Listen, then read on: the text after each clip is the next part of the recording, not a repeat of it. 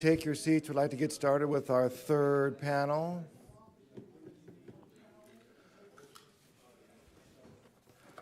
Our third panel, we're going to be talking about the role of energy efficiency and renewable energy. Our moderator is Dr. Jeremy Richardson, who is a native of West Virginia, got his BS in physics right here from WVU before getting a PhD and an MS in physics from University of Colorado Boulder. Jeremy is a senior energy analyst in the climate energy program at the Union of Concerned Scientists. We've been working with Jeremy for a number of years on projects here in West Virginia. He's very interested in the transition in the coal industry in West Virginia, given his, well, he could talk about the heritage of his family in the coal industry. So here's Jeremy as our moderator. Thanks. Thanks a lot, Jamie. And it's great to be here. And you're right, I always, when people say I am or when I introduce myself as being from Washington, D.C., I always hasten to add that I'm actually from West Virginia, from a third-generation coal mining family. And my brother is a coal miner today and lives in Barrickville, which is not far south of here. I just want to say thanks again to Jamie for convening this conference and for inviting me to be here. And I appreciate all your leadership on these issues over the past few years. It's really great to come to West Virginia and hear sort of really honest conversation about where we're heading and how we can solve the very real problems we have in front of us. So as an aside, I just wanted to do a little shameless self-promotion, which is we did just release a report last week at the Union of Concerned Scientists that looks at the economic viability of the existing fleet of coal-fired generators, and you can find that report on our website, and the link is ucsusa.org/coal transition. You can find that, and particularly the podcast that we did in association with that report was really fun and features some voices from West Virginia. So if you get a chance to check that out. And without any more of me rambling on, I really want to get to our great panelists that we have for this session. I won't belabor the intros, but I do want to just introduce them to you briefly. First, we'll hear from Jim Fawcett, who is the Director of Customer Services and Business Development at Appalachian Power. And then we will hear from Autumn Long, Program Director with Solar United Neighbors of West Virginia. And finally, from Evan Hansen, who's the founder of Downstream Strategies, a consulting firm here in Morgantown. So I guess without further ado, maybe I'll hand it over to you, Jim. Okay. Well, good afternoon, and I know everybody just ate lunch, so feel free to stand up, walk around, whatever it is that you need to do to be able to stay awake. I understand completely. So I'm with Appalachian Power, which is part of American Electric Power, and I give you that distinguishment to let you know. As I'm going through the presentation, I'll try and point it out, but I'll be talking a little bit about what American Electric Power is doing as a whole. We're 7 different operating companies across 11 states, and then more specifically what Appalachian Power is doing. Appalachian Power serves about 500,000 customers in West Virginia, 500,000 customers in Virginia, and 50,000 in Tennessee. And what I'm going to try and get across to you today is what we've been doing as far as in the renewables and energy efficiency realm, and what we plan to do, and a little bit about the decision making that goes into that, how we decide what that next resource is going to be. So. We are seeing quite a bit of transition in our fleet, as you've probably read about. I mean, several of our coal plants we've retired over the past few years. All of our coal plants that are still operating are the fully compliant and scrubbed plants, and as Sarah was mentioning earlier, they're very efficient. We've done measures to make them some of the most efficient as far as a heat rate perspective in the country, even going as far as retrofitting some of the turbines to make them generate more electricity and be more efficient on the turbine end as well. But outside of that, we've also integrated quite a few renewables and a lot of people aren't familiar with the renewables that we've had in our portfolio for quite some time.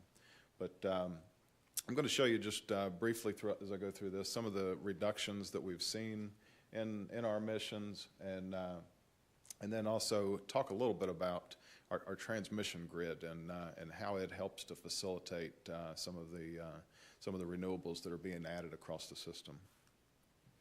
So this is the AEP look, and as you can see there, our coal usage has dropped significantly. You probably can't see the numbers there, but I've got them here in front of me. So the coal usage to date, got to keep the microphone, we've dropped from 68% to 47%. The natural gas has gone up a little bit from 23% to 27%. Nuclear is staying about the same. We have one nuclear plant that's up in the Michigan area. And our hydro and wind investments have gone from about 2% up to 13%. And our energy efficiency programs continue to increase to where we were about 6% now. Looking on a more local level, this is the Appalachian Power view. And you'll see there that our coal base and Appalachian Power at one time was significantly in the 90% coal-based generation, but it went from 74% in 2012 down to 61% currently, and expected to go to 51% over the next 15 years. The main things that we're doing to offset that is natural gas combined cycle generation for the base load, and we continue to put a significant amount of wind energy onto our system, and we're starting into the solar foray. This gives it to you a little bit more specifically as far as our renewables. If you look at the second line down there, that's Appalachian Power Company. We have 700 and, it's hard to read the numbers exactly, 700 and some odd of owned megawatts of renewables. That's all hydro facilities that we have. If you're familiar with Smith Mountain Lake, that's a pump storage facility that we have in Virginia, and it's a very large project, and one that it would be very hard to duplicate in this day and age, but it's a very efficient project. Of the PPA megawatts there, it's 455 megawatts, and all but 80 megawatts of that is wind power that we have under contract. The 80 megawatts is Summersville Hydro that we have on the Summersville Dam there. As far as our investment, I just wanted to give you a look at this just to see the enormity of it, but over the past 17 years there, we've invested $8.5 billion in emissions reductions, and that is equated to right around a 46% reduction in our CO2 emissions. It's reduced the SO2 by 94%, the NOx by 89%, and our mercury has been reduced by 87% over that time period. So this is a forward-looking slide that shows where our investments will be made. And primarily, you'll see that we're looking at wind energy, and some of the discussions I've had with folks just over meals. As we're looking at these, and I'm going one of the next slides here talks about our decision factors, but we put these together. And it's interesting in that it gets a lot of press and a lot of discussion with our integrated resource plans. But those integrated resource plans are just that. They're a plan going forward that's ever changing. When we did our solar RFP last year, we were pretty surprised by the price of it. And we are primarily driven through economic decisions. Our customers are our primary focus. And so we are looking for what is the most economical next kilowatt hour that we can provide for those customers. Certainly, we take into consideration all the other factors around that, but especially in this state, that's one of the main things that gets looked at. And so here we talk about some of the decision makers, and as we look at this, we look at what is the forecasted need. And one of the things that's kind of a driver there is there's two kinds of power that we're looking at. The capacity, the amount that we need on the hottest day in July or August, whatever day that is, to meet the total needs. We have to have that capacity to be able to provide that for our customers. And then there's the energy component.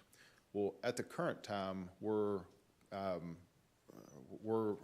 beyond our capacity needs. So we're not in need of any new capacity, but we are short on energy. So that plays well with the renewable investments, and that renewables do provide more of an energy play than a capacity play. Not that they don't contribute to the capacity, but that is the primary contribution of them. So as we look at that, then we're looking at what are the available options and what are the most economical options. And then the last thing is we look at it from the customer's perspective. And this is something that's becoming very serious in West Virginia. As you look at what is the energy burden for the customer, as you're all probably very familiar with. I mean, we have some economically challenged folks in this state, and we are starting to look at this as far as what is their energy burden, comparing their income to what their energy bill is. And we know that there's a tipping point there that it just makes it out of range for that. So we're very sensitive to any investments that we make and the costs that come from that. So this gives you just a look at, as we're looking at different sources. And I know some of you are probably scratching your head there and thinking that maybe some of those should be different. This is a good example of as soon as this stuff gets published, it changes. And interestingly enough, I looked at the presentation that Mr. Patton did here at the last energy conference, and the solar price, and we get these from government, the EIA books, and the solar price was $114 whenever he did this presentation. So that tells you the movement that you see in solar prices.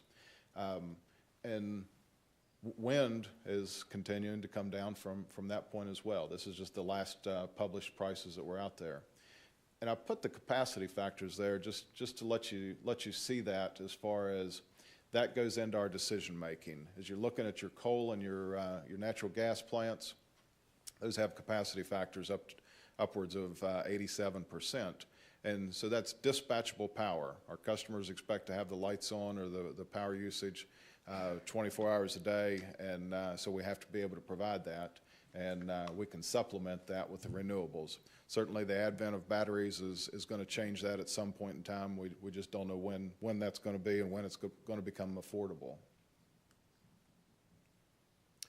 So I went ahead and included this. This is one of our companies, Public Service Oklahoma, and I kind of put this in here just as a description as you're looking for what does the perfect project look like, and as you're trying to do this. Obviously it's not duplicatable in West Virginia, but this is a project called Wind Catcher that we're doing in Public Service Oklahoma. It's a 2,000 megawatt wind farm that we're doing in the western panhandle out there, and we're needing to build 350 miles of transmission line to connect this. But even with that 350 miles of 765, this is going to reduce rates on day one in that service territory. So this is kind of what the perfect project looks like. And the hinge there that differentiates it is the wind out there is so strong. That one's going to have a capacity factor beyond 50%. Wow. So it's if we can just find a way to harness a little bit more wind, but the turbines do. They continue to get more efficient, and so we'll see that. But I just wanted to share that as part of this presentation. Moving to our energy efficiency efforts. I mean, this is something that we've been engaged with, and several familiar faces in here have been along for the ride with me on this as we introduced these in 2010, and we've continued to do it. We see these as an opportunity to help our customers. I mean, this is certainly a way to reduce the environmental impact, but it's also a way to help our customers to reduce their usage. As we look at that, I mean, as the prices go up, this gives customers a tool to be able to reduce their usage, which will ultimately reduce their cost. And both us, as I mentioned, and the Public Service Commission are very sensitive to rates. We have a case, and it actually goes to hearing this coming Monday, and as I'm leaving here, I'll be prepping for it. But the Public Service Commission staff actually came out against all of our energy efficiency programs, and their position that they took is that we should put them on a hiatus and not do them at all. That's not our feeling, and we did provide rebuttal testimony to that, and we do feel like that they are very economical and that they should continue. And as far as creating awareness, that's one of the difficult things. We continue to try and get that out there, and it's frustrating from our perspective in that we do a lot of advertising around this, do a lot of direct mail, a lot of bill inserts, and some of the creative advertising includes Pandora and things like that. But you still, as you see different surveys, J.D. Power does a survey for us, you see awareness of the programs down in the 30 to 50%. So we're getting good participation, but it's just difficult to reach people about these.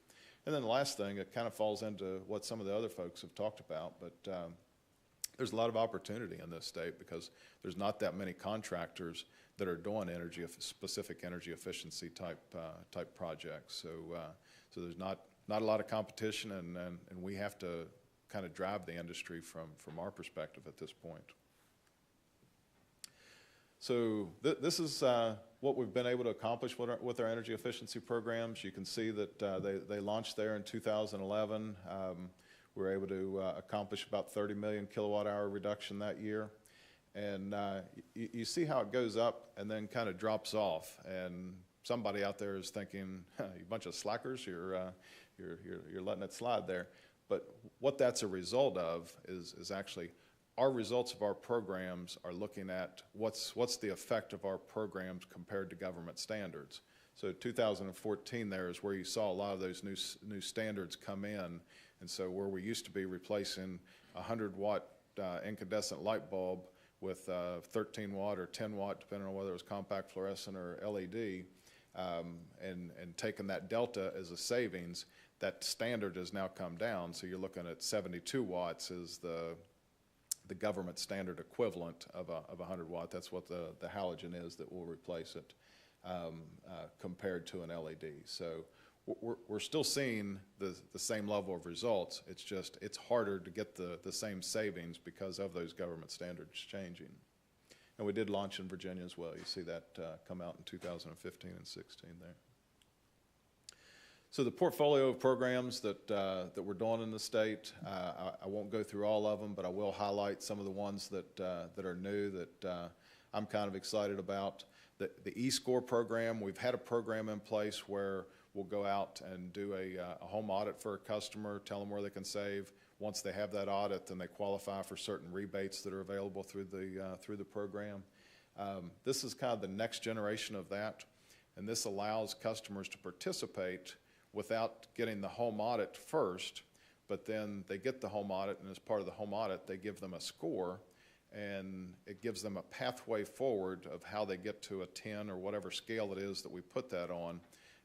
So if they need an additional 6 inches of insulation in their attic, they've changed out their heat pump to a high-efficiency heat pump, changing out lighting, different things like that. It provides a pathway forward of how they get to being the most energy efficient, and it provides a communication system so that we can encourage them to take those next steps and update them as different opportunities come along. The multifamily direct install program is going to be a new one.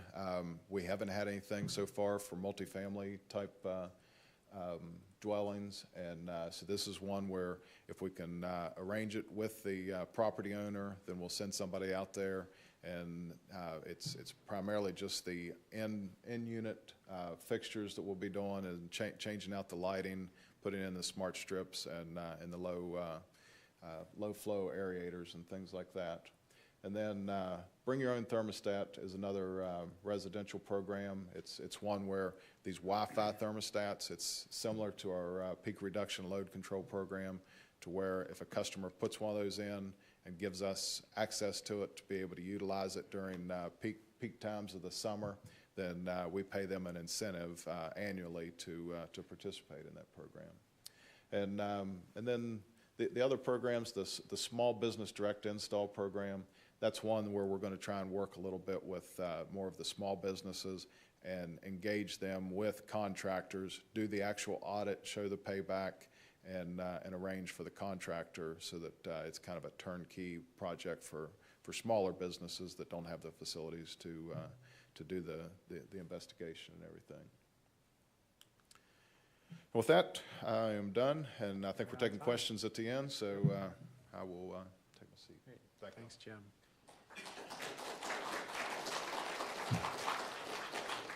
Come on up, Autumn.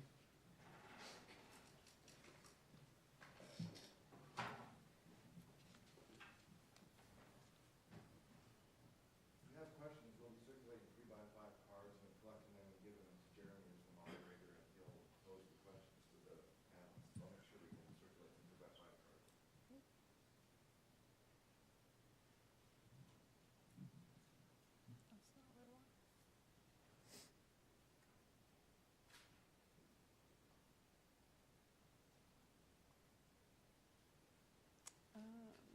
I don't know how to not show the next slide. It's up there. It just shows up on that. Oh, okay. Thank you. Hi, everyone. I'm Autumn Long with Solar United Neighbors. We were formerly known as West Virginia Sun. Some of you might know us as that. Our parent organization was formerly Community Power Network, now Solar United Neighbors, and we're Solar United Neighbors of West Virginia. So we have undergone a recent name and logo change. So I hope everyone will become familiar with us as Solar United Neighbors, and that name will start to stick. So I'm going to talk about distributed solar today, and Jim alluded to a lot of the utility scale developments that are going on to get more renewables into our energy system. And we work with communities, residents, and to build the distributed solar market. So I'm really excited about distributed solar. I'm really excited about rooftop solar. I think it has a great potential to fundamentally change our energy system in ways that makes our energy system more equitable, more democratic, and that empowers folks who have been historically consumers of energy to become producers of energy as well, and to be a part of the energy system and take a role in it that has formerly really been unavailable to individual residents and citizens and business owners. So I'm going to give you kind of like the 20,000-foot view of the solar industry in the United States. And I know this slide is terrible and has no beautiful pictures on it. Evan has some similar data in his presentation, and I think some much prettier slides than this. So perhaps we can revisit that in Evan's presentation. But you know, the solar industry in the United States is absolutely booming. It's now, according to the solar job census done by the Solar Foundation, there's over 260,000 U.S. citizens working in the solar industry. The U.S. DOE Energy and Jobs Report puts that number about 100,000 higher than that, but the Solar Foundation uses a more direct way to count those jobs. So these are people who are spending the majority of their time or all of their time in solar. The solar workforce, you know, it's increased by 25% just in the past year, and every year in the past 5 years it has grown by at least 20%. So we're seeing huge, huge gains. 1 out of every 50 new jobs is in solar. There's over 1.5 million solar arrays deployed and currently making power across the nation today, accounting for closing in on 50 gigawatts of capacity. And a lot of that is directly due to the economics of solar. Solar pricing has come down precipitously in the past few years. It's more affordable than ever, and in some markets, as Jim alluded to, it has reached grid parity with other forms of energy on the open market. So it's really an exciting time to be in the energy industry, to be in the solar industry, and that leaves us, in a position here in West Virginia to take advantage of our history as an energy state and to continue our role as an energy state, but to ensure that we are taking advantage of the new renewable energy options that are coming into this system in the 21st century. So it's really important to me personally, to our organization, and I think to a lot of the people in this room today, that West Virginia doesn't get left behind as we make this transition toward renewables and we undergo these very big changes in our energy system. So where are we in West Virginia?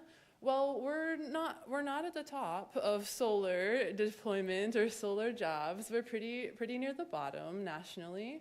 According to the U.S. Energy and Jobs Report, there are 381 solar jobs in the state, but I don't know where those jobs are. And if anyone has any insight into that, I would love to know. I suspect there is some element of manufacturing going on somewhere in the state that is used in some aspect of solar, be it a chip or a clip or a wire or something like that. That's just a guess, because there's certainly, I don't think I could count up nearly 381 solar installers or direct solar oriented manufacturers in the state. So that's a mystery. This is saying there's 19 solar companies, including 11 installers. Those numbers might be a little outdated, but I think I could get pretty close to counting up 11 solar installers working in West Virginia currently. From what I know, I deal with installers a lot, so I think those are pretty realistic numbers.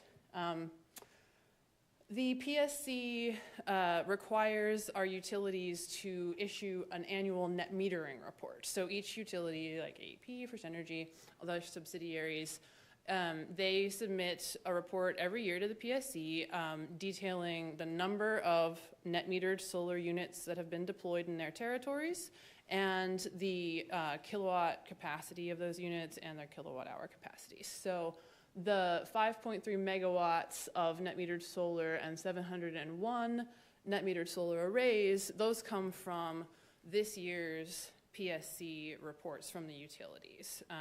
So it's not possible to break that out geographically beyond the utility territory. We don't know where those units are in the state, but those are pretty recent numbers, and I'm excited to see them because the capacity is growing pretty quickly every year in West Virginia. We're at 46th nationally installed solar capacity, and yet, solar jobs are growing in this state through installation and training, and you're going to hear more about that. So what do we do? What is our role in this? Solar United Neighbors is a nonprofit. We are dedicated to helping people go solar and to representing the needs and the rights of solar owners and solar supporters. So we do that through a variety of means. We advocate and we educate. We do a lot of public education. And we also develop what we call solar co-ops. So I'm going to explain what a solar co-op is, but I also just want to give you a sense of our work up to this point in West Virginia and the role we play in developing this industry. We have engaged over 1,000 people through our work throughout the state, through co-ops, through public info sessions, through outreach events. Our co-ops have resulted in over 100 distributed solar installs throughout West Virginia in the past 3 years, 103 and counting, and there are new contracts getting signed every day, so more and more people are going solar. we're up to 663 kilowatts of distributed solar, which, you know, that's not a lot in the scheme of things when you're looking at utility, you know, need. But for a homeowner, for a business owner, for a school or a church or a nonprofit or a government building, a solar installation on your roof or your property can significantly impact your energy costs, your household costs. It can be a real source of savings for you and your family and your community. So the energy savings and the economic impact on our communities is really significant. So what is a solar co-op? I've said that a few times, and some of you are familiar with our co-ops. Actually, I think there are some solar co-op members in the audience today. Can you raise your hand if you've gone solar with a solar co-op? All right, there's one, there's two. How about, can I see how many people have solar panels? All right, great, awesome, okay. So a solar co-op is essentially a bulk purchase model. We administrate and organize these groups in concert with local community organizations and community partners on the ground in their local communities. We have some great solar champions here today. So we get a group of folks in a specific town or area of the state to all get together and go solar at the same time with our help and support throughout the process. And this really, it ensures that folks are getting fair and competitive pricing, and it gives them the confidence that we are acting as their advocate. We're a neutral third party. We don't have any special relationships with specific installers, so our co-op members can trust us to give them, you know, unbiased advice and to advocate for them throughout the process. So once we get a critical mass of people together in one of these groups, which is generally a minimum of 20 or 30 good qualified members, then we issue an RFP to local installers who submit proposals. The co-op members then get together and they review the proposals with our assistance to, you know, answer any questions they might have to guide them through the process. But it's the co-op members themselves who select a single installer to service everyone in the group. And then the group, every group member gets the same base pricing. So you're educating people about solar, you're getting people to go solar, but you're also developing a real community of solar supporters who understand how solar works, what it can do for them, and who also are then deployable when there are policy issues that may come up in the future. You know, we are building an army of solar supporters and advocates who care about this technology and understand its benefits. We really think that solar can lead to significant economic impacts in our communities and in our state.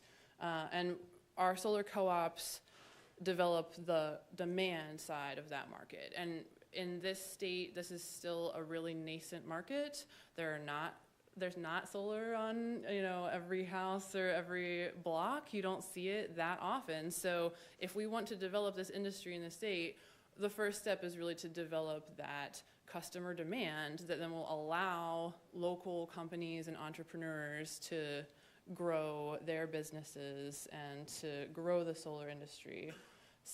So we also help solar installers lower their costs through delivering them a group of educated customers.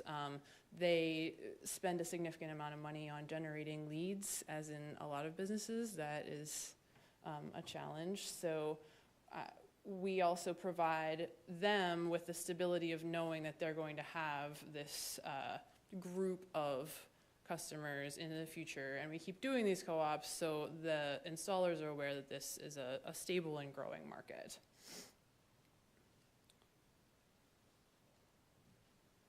And it's all about keeping our wealth in our local communities. The energy savings are really significant. Solar panels are warrantied for 25 years. These are systems that will be producing power for you for decades into the future. And so even in a state like West Virginia, which does have fairly low electric rates relative to other areas of the country, solar is still a really good financial investment. In fact, I would be hard pressed to think of another investment that has such a great return as solar. We see about a 10 to 12 year payback period on average for a residential solar install, depending on the details of that, of the contract. But after that initial payback period, you're continuing to save money on your electric bills for many, many more years. So for average homeowners, for small businesses, it's a great way to lower your costs, to increase your profit margins, and to increase the value of your property as well. So that's why I'm excited about what I do, the work I do every day. It's tangible. The impacts we're having are, they're real, and it's really exciting to see people get educated about solar and to find out how much it can benefit them. So I also just want to say that I really think distributed solar energy has the potential to blow open the current paradigm of our energy system. I mentioned before that folks who have historically been consumers of energy now have an opportunity to be producers of that energy. In fact, the term prosumers is becoming kind of popular in the solar industry, so that's cool. But, we're going to see the way our energy system operates change dramatically in this 21st century. And I am excited to be a part of that. I invite you all to be a part of that as well. Those of you who haven't yet gone solar, I would like to issue an invitation to each of you to consider it for your own home or business, and to come talk to me about it if you have any questions afterward. I'd love to help you navigate the process. There are some significant policy barriers, and we'll be discussing that at a later panel this afternoon. So some of you might have questions about those things, and we'll answer them as we can, but there will be another panel discussion about that. So I think that's it. Thank you.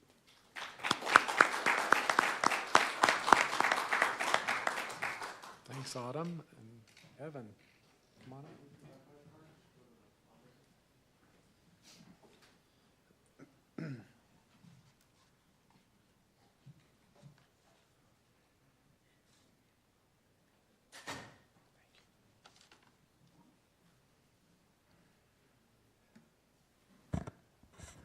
All right, hello. My name's Evan Hansen. I'm president of Downstream Strategies, and I'm going to talk a little bit, well, a lot about solar. So we're going to have a lot about solar in this session, but also a little bit about some of the reports that Downstream Strategies has released, and then I'll end it by talking about the efforts in Morgantown to reduce greenhouse gas emissions.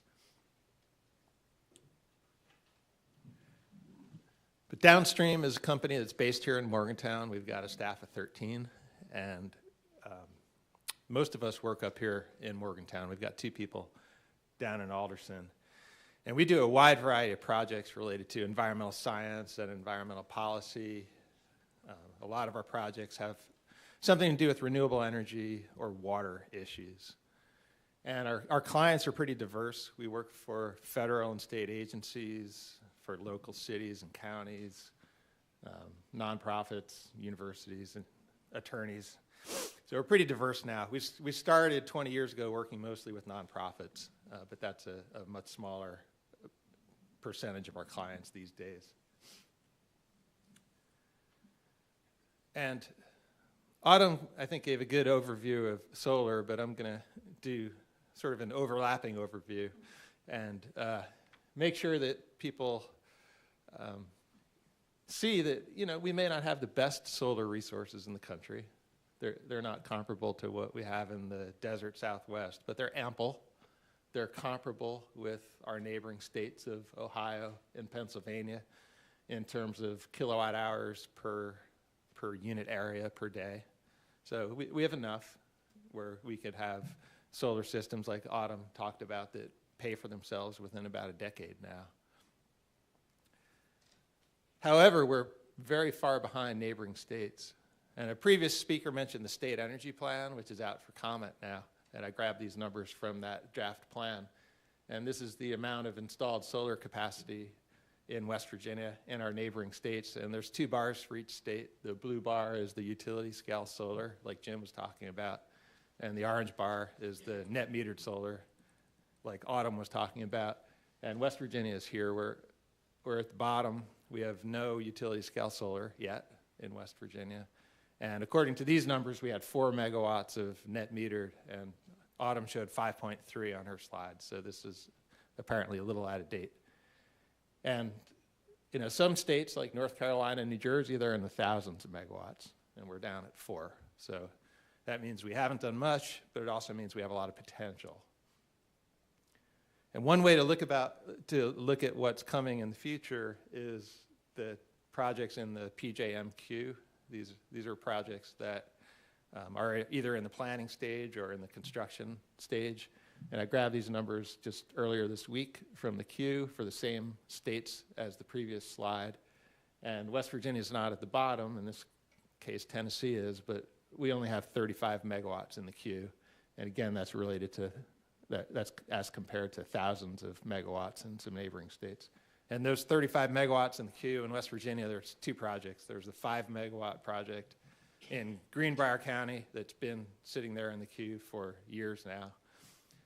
And then there's a relatively new 30 megawatt project in Mason County.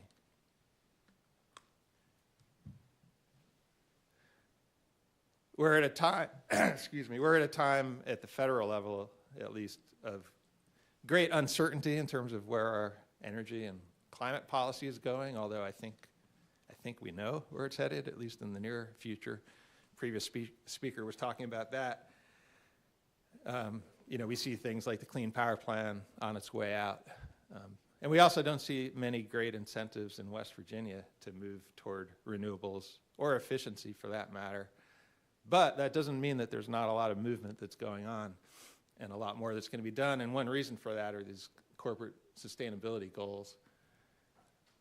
Google, for example, has a goal that they've already achieved of 100% renewables.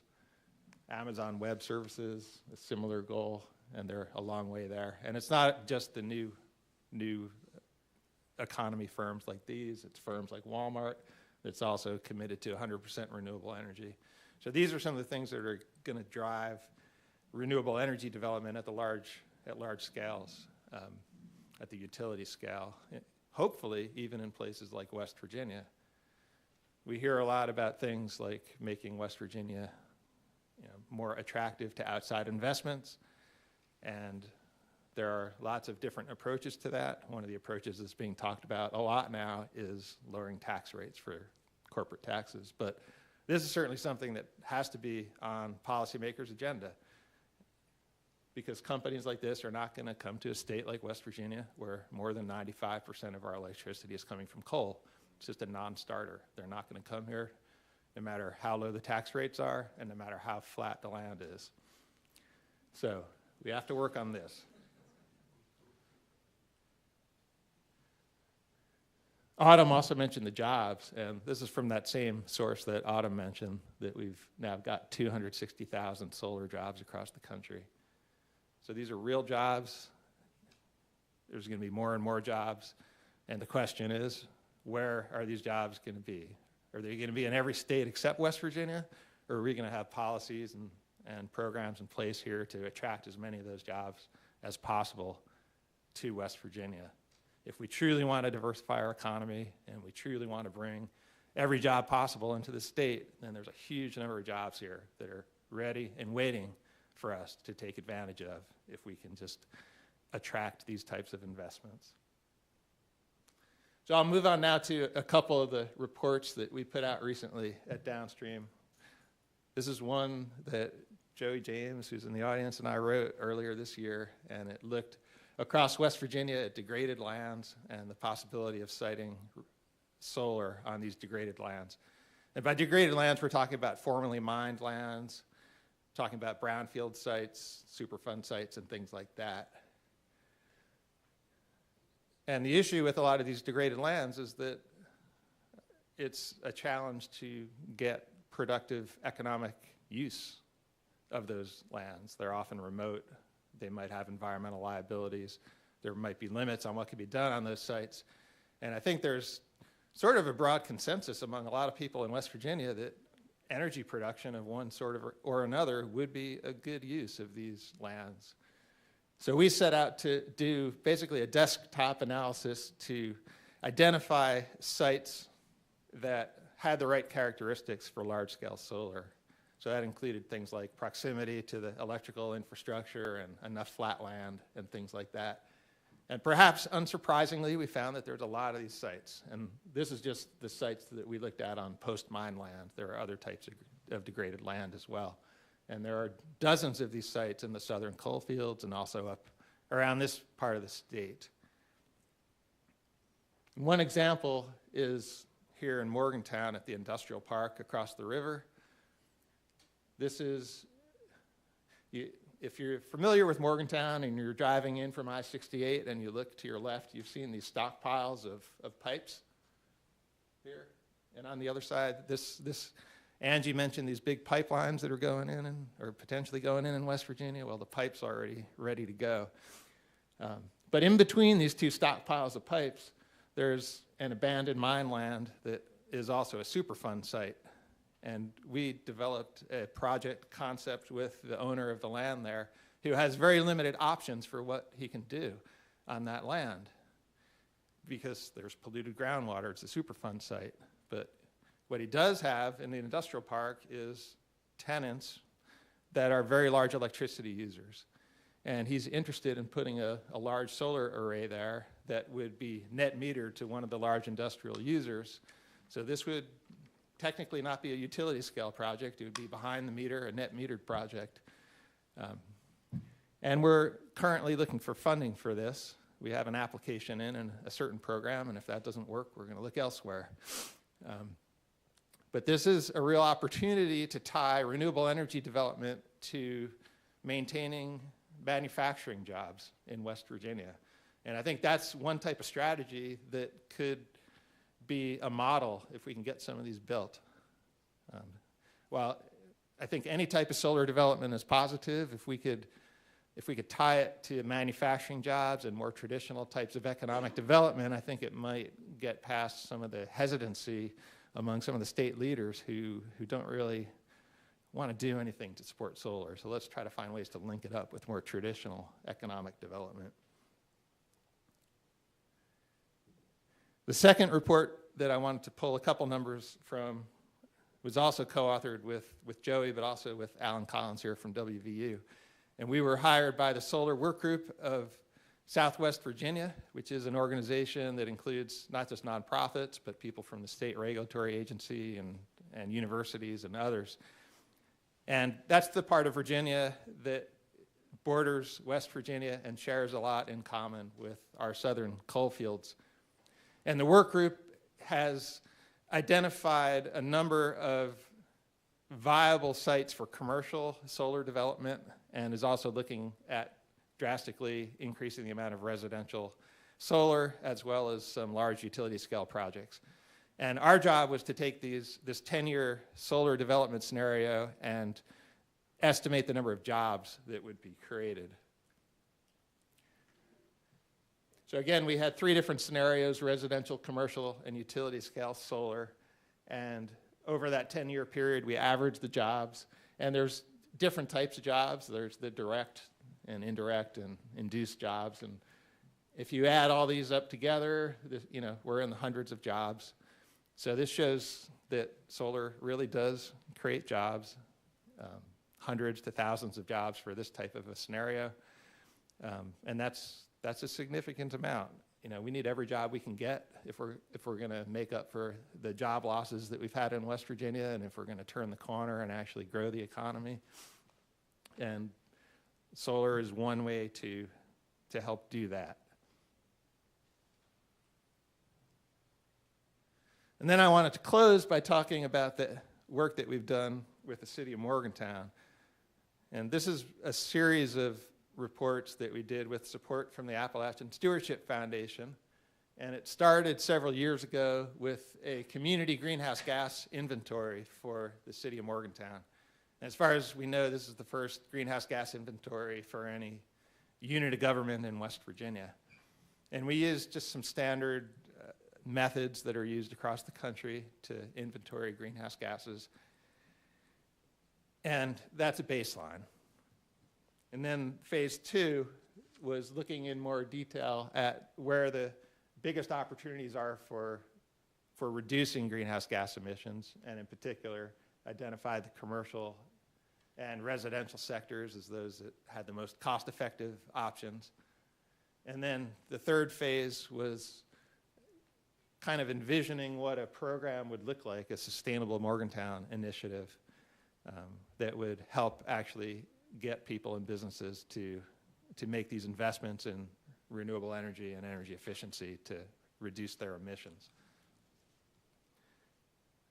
Now, it's kind of a challenge to get anything done at the state level or the local level. So we did this with the cooperation, I would say, of the local government, but at the time, they weren't exactly thrilled about it. I mean, we had the support of the mayor and the city manager and things like that, but they weren't about to spend any money or take any strong stands on this. But things changed with the election just a few months ago. There was a city election in Morgantown in April, and it was sort of a wave election, and all 7 candidates that won were the progressive candidates. And one of the things that they were very interested in was signing on to the goals in the Paris Accord. So this is part of that unreadable document, which is what they signed back in May. So it was actually one of the first things they did after they came into city council. So they resolved that Morgantown's going to join the cities in the Climate Mayors Network in adopting and supporting the goals of the Paris Agreement.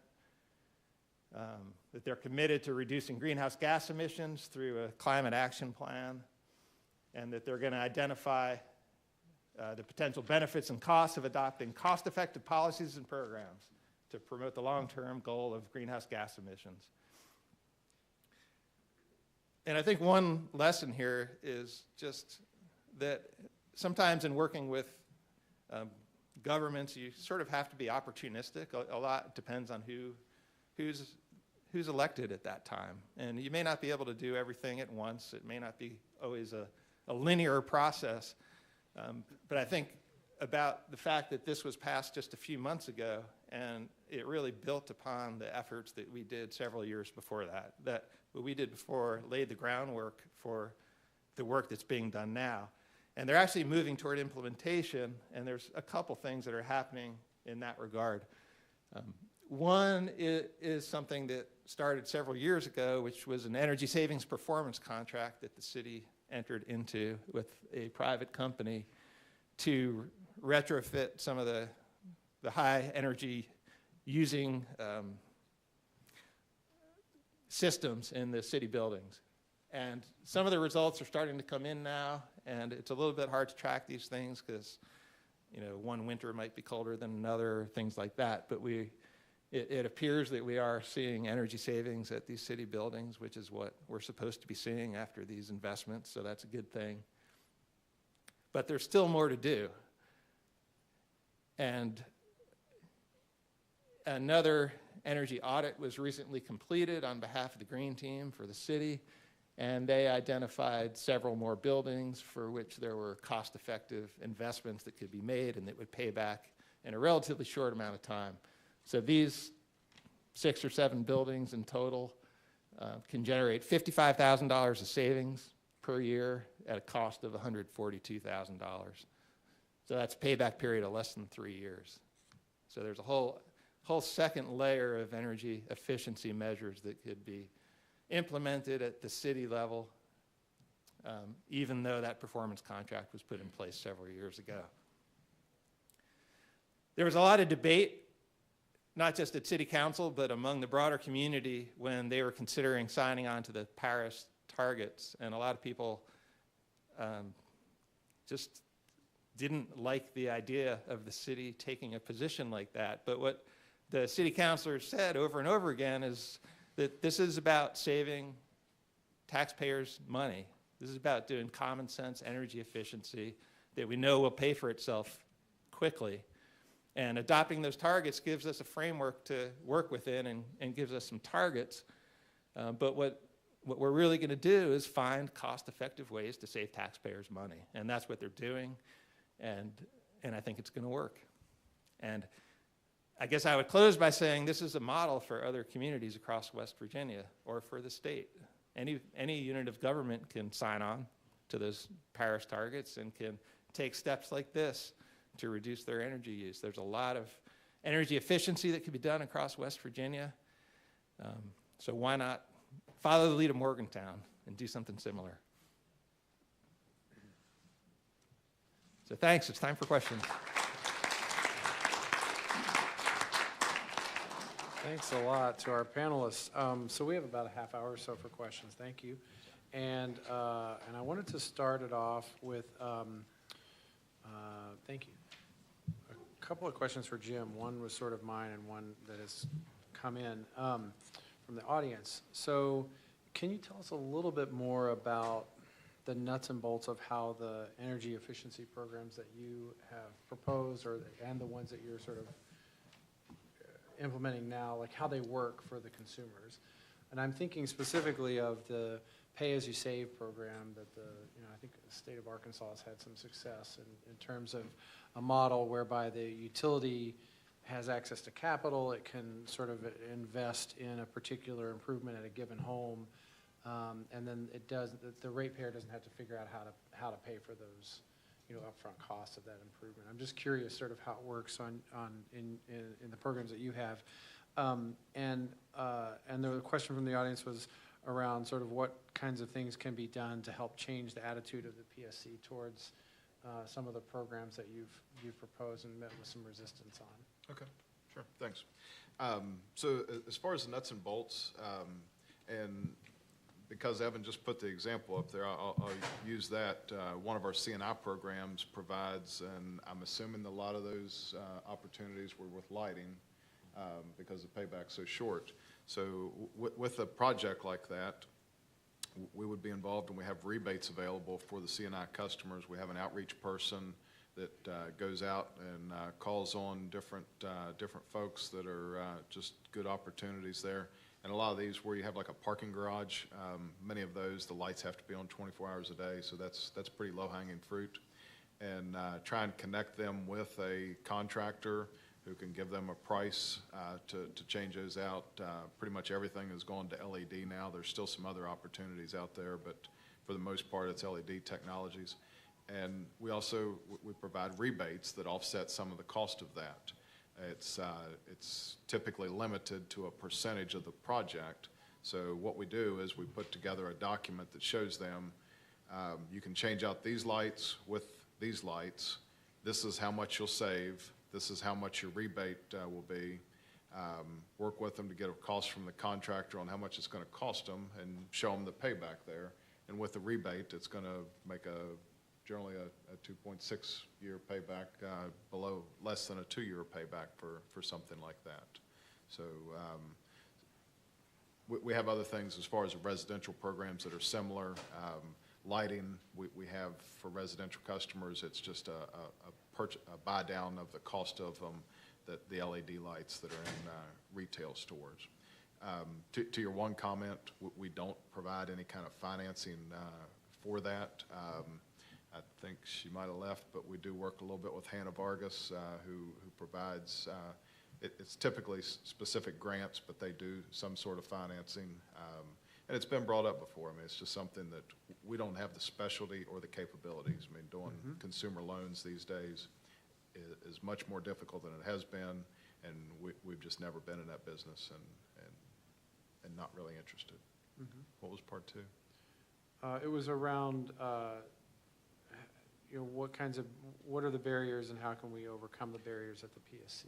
Okay, and so let me explain one thing too. So as I mentioned that the commission staff came out against that, there is actually a curtain at the commission. So you have the commissioners themselves who decide cases. And this is not the commissioners providing that opinion. This is the commission staff. And they do provide guidance, but it's certainly not a requirement that the commissioners take the advice of the commission staff. And quite frequently, they do differentiate or diverge from the commission staff's opinion. And I do think that a lot of it is education, and going into this, I feel pretty confident. I mean, the message that we've gotten from the commission in the past, and we have emphasized it in some of our pre-filed testimony, just the fact that the commission has directed us that we should continue to develop energy efficiency programs in a steady fashion. So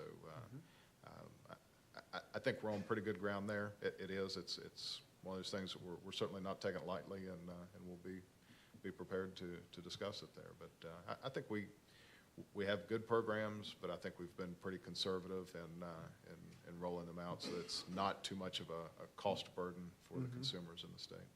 Great.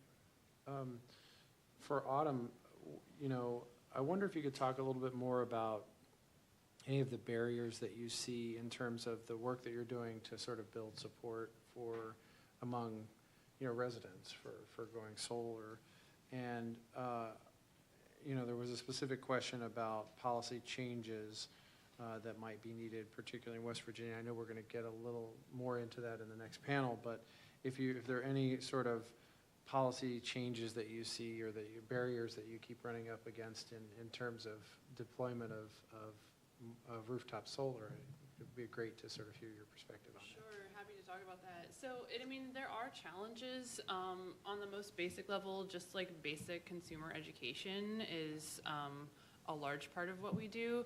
Evan's map of solar resources in the United States is a good example of like information that people don't necessarily have. I get a lot of questions from folks of the ilk, well, we don't have enough sun here for solar, right? Or, people just aren't aware that solar panels are efficient and affordable cost, which leads me to the next big barrier, and that is the upfront cost. We are a low-income state. There are a lot of low-income residents here, and that upfront investment is still a real hurdle for a lot of folks. Our policy, especially for entities that can't take the investment tax credit. So if your income is low and you don't have that tax appetite, or if you are a nonprofit or a state government or a municipal facility or a church or a school, that ITC credit is a 30% off the top, and that's a big deal. It's a big cost recovery. So, we don't allow for some of the we don't have the policy options currently that allow for folks to enter into like power purchase agreements. And I think that's something that will be talked about in the next panel, I'm assuming that. So I don't want to dive too deep into those weeds, but there are definitely, we don't have a state tax incentive. A lot of other states do have additional tax incentives, and we do not have a renewable portfolio standard. So without an RPS, solar renewable energy credits are almost worthless in West Virginia. They cannot be, there's no internal market for SRECs in West Virginia. Just last week, Pennsylvania passed a new legislation that would require their RECs to be bought in state. So I don't know that that rule has been finalized yet, but it's coming down the pike. And so now we can sell our SRECs into Ohio only, and they're currently trading for $4 a megawatt. So, one of our installers in Virginia calls that glorified beer money, and that is pretty much what it is in West Virginia. In other states that have robust RPSs, the renewable energy credits can be really valuable and can really help offset that upfront cost. So there's certainly a lot of things that we could be doing as a state to promote solar deployment. Great. Thanks for touching on that power purchase agreement, because somebody else had asked about that too. So I hope we'll come back to that in the next in the next session. So I wonder if we could talk for a little bit about, for Evan, there were a couple of questions that you kind of touched on in your presentation, but maybe could dig a little bit deeper into.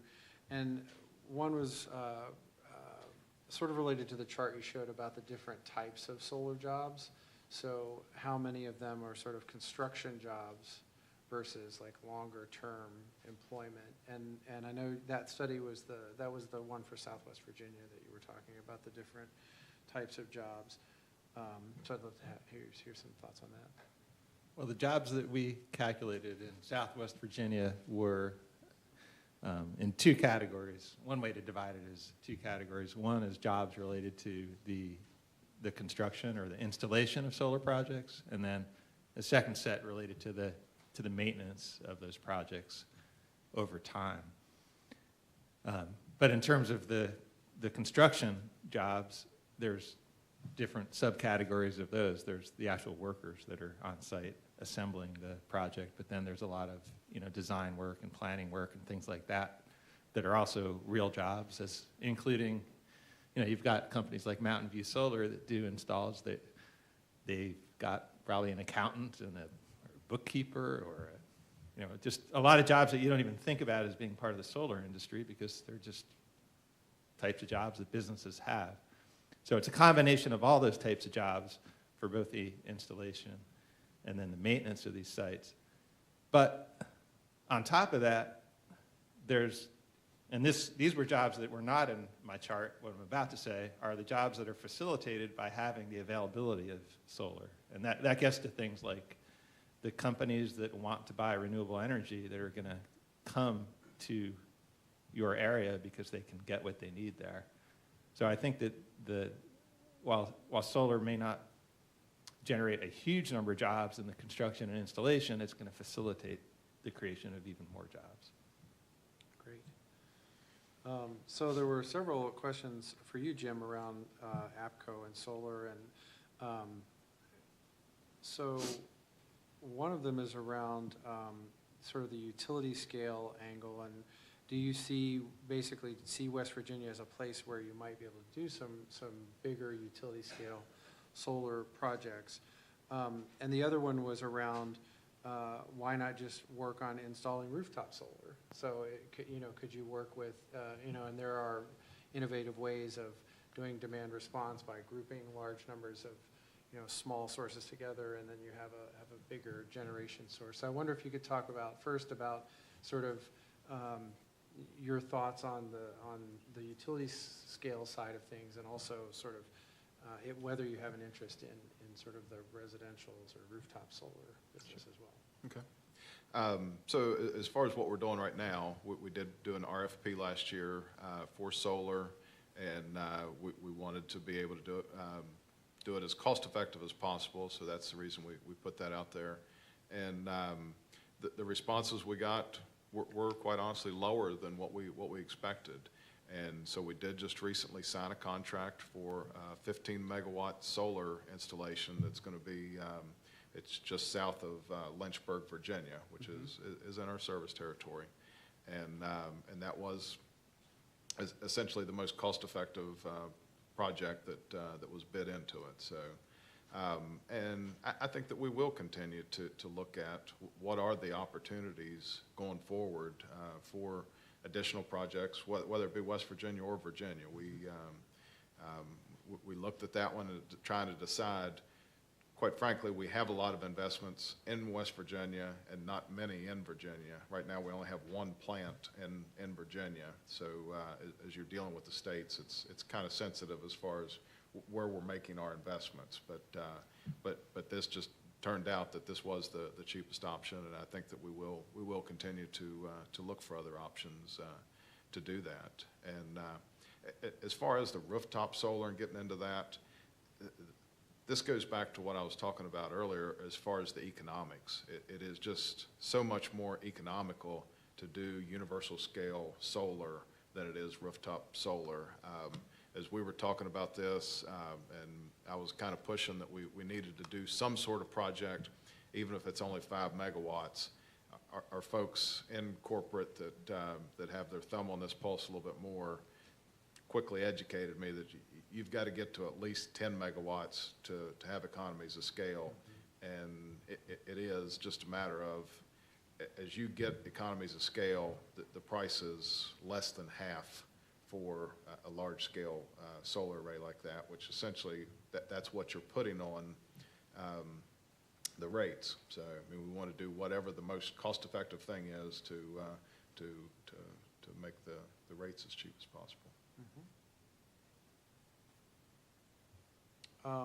So maybe any of you can answer this, and this might be more of around the policy barriers and stuff. And by the way, if folks have more questions, please write them down and send them up this way. There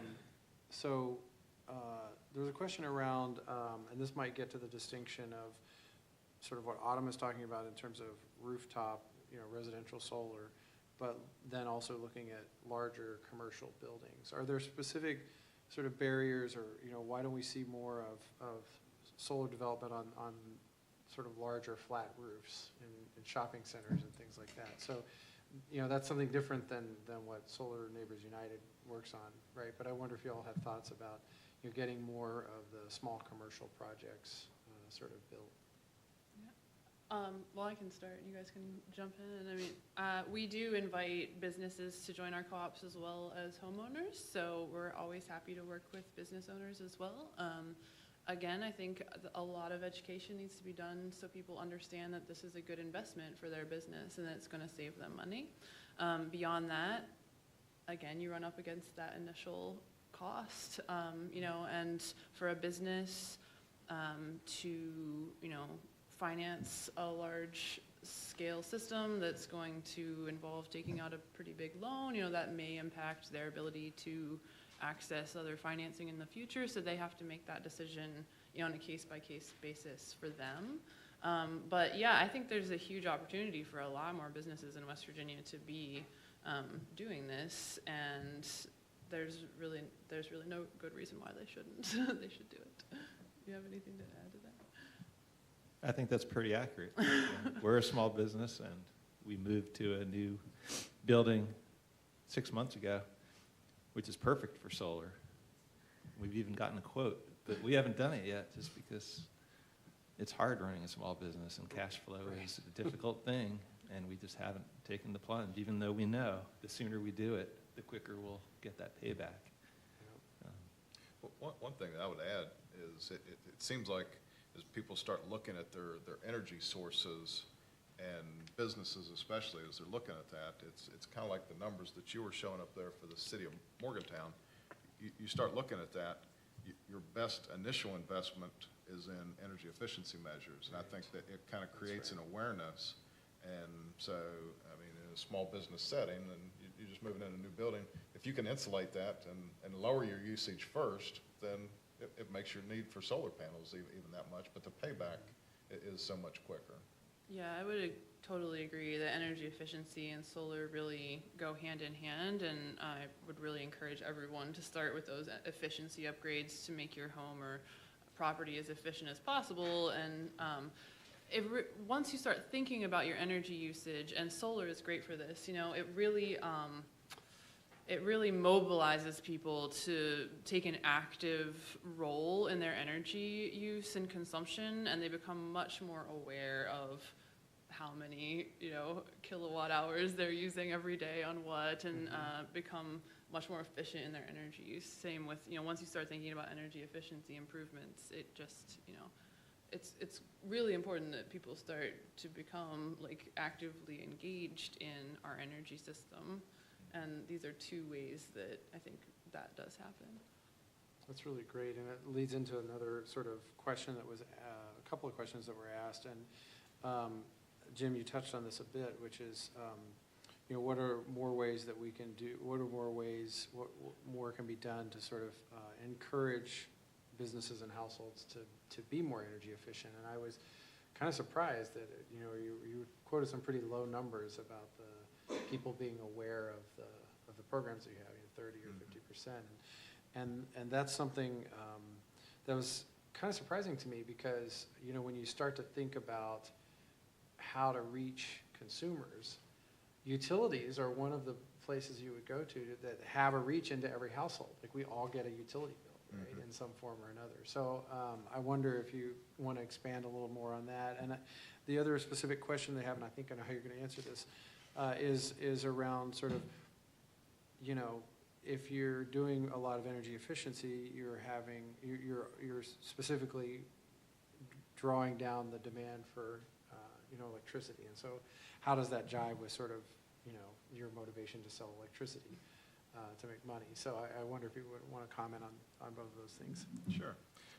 As far as the awareness, it is difficult. I mean, surprisingly, but people don't read the inserts that we put in utility bills. I don't know why, but they're very interesting. We spend a lot of time on them. But it is. It does seem like a little bit of a mystery. I would say that most of us probably know closer to what our neighbor's salary is versus what somebody else that lives in a house that looks just like ours energy bill is. And it'd be interesting just to take a poll in this room. What do you think the average home's electric bill is? And I mean, different people would have different perceptions, and it always amazes me, and we do. I mean, we're trying to help some of the poorest people in our community whenever they get bills. It was stated in one of the previous conversations that we have one of the highest instances of homeownership in the state, but we also have some of the poorest housing. And some of those folks have worked on different, like, high bill complaints, and they are just very proud, and they don't want to look at what is causing these high bills. And you see these, and it's very rare that a meter goes bad. And when a meter goes bad, it typically just dies. It doesn't overread, it underreads. But people are very skeptical because you can't see it. So, and we understand that. But as you're quizzing them, I mean, you find that some of these people, they're heating their houses with ovens, the different space heaters and things that, and you find that, I mean, somebody that has like a $500 electric bill and is getting $900 a month in government assistance, they have no hope of paying that. So that's why you would have some of those programs. And it is just a matter of creating awareness that there is a significant amount of opportunity for them to do something about that. I mean, there's weatherization agencies, and that's one of the things that we do is we provide funding to those weatherization agencies to do that. But you've got to get those people in the queue. They've got to hear about it, and they've got to take that first step to do it.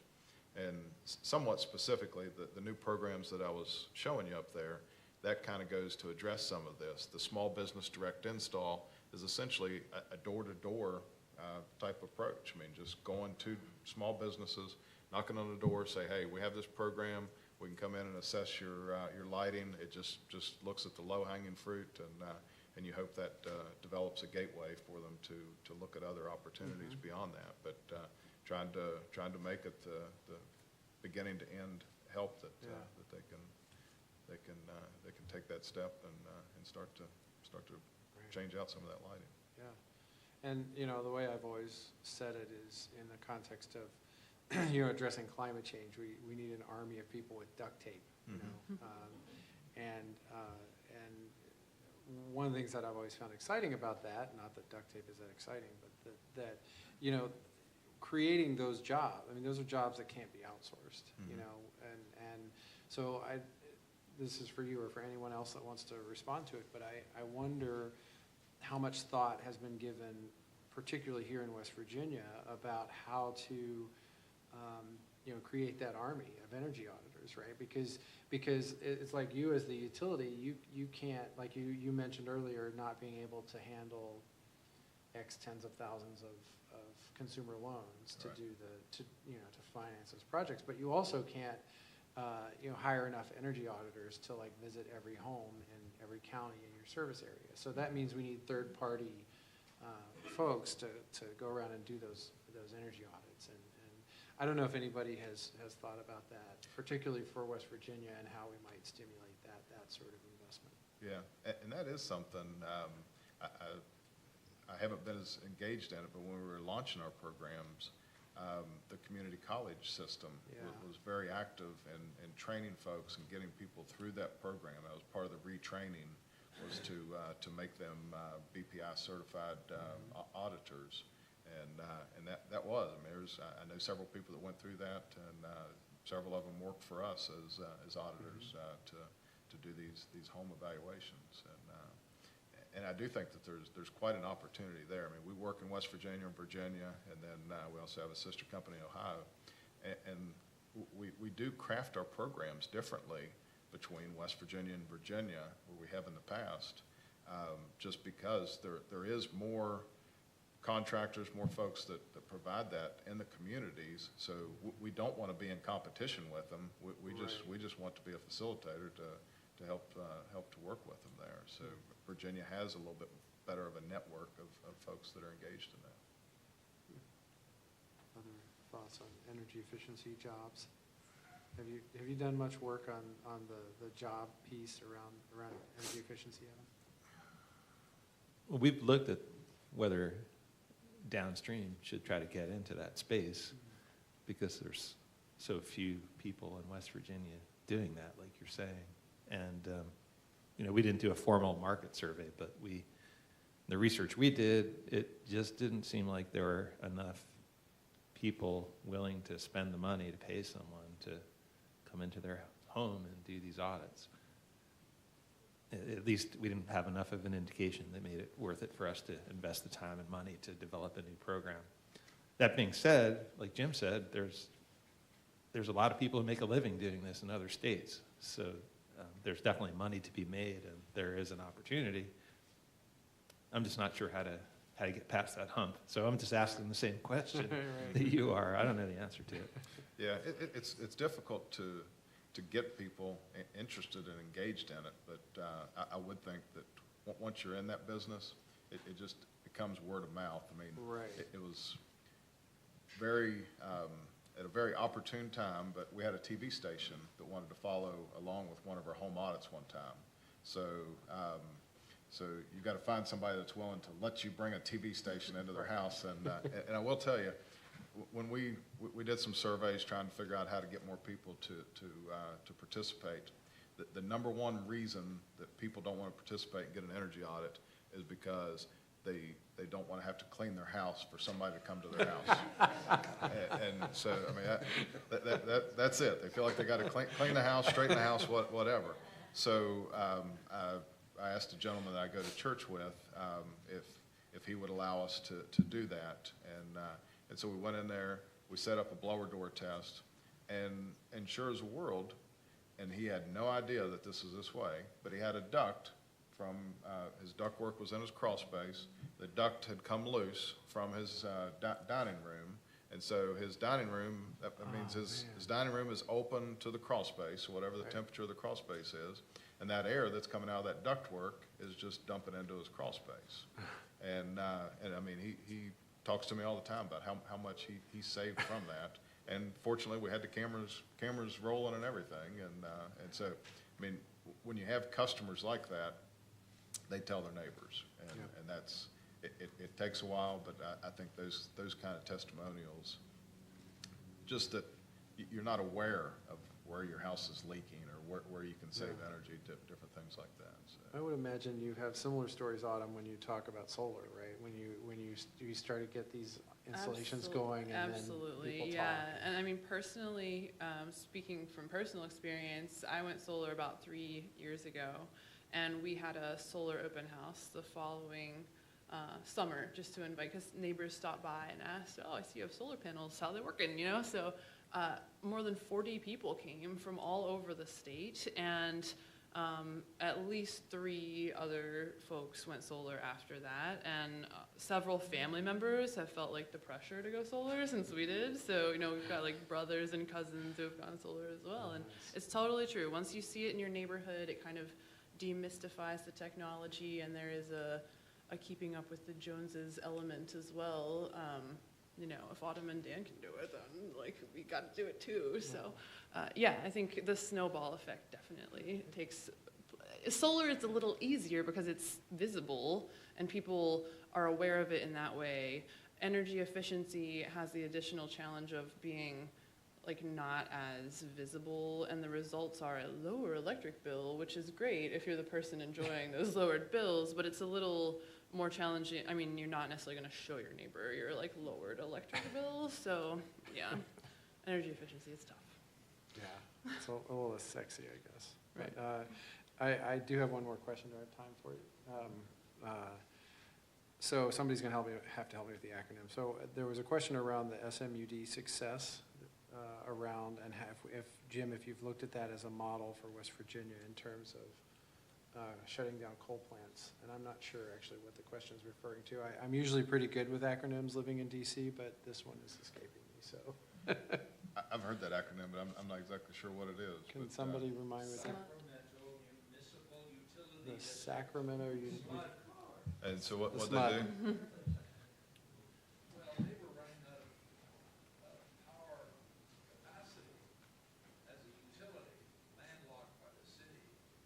And it was 10, 12, 15 years ago, they went into the business of solar cells on commercial buildings, churches, and they went into the business of doing that and leasing them to their owners in a manner that the owners never put up any money up front.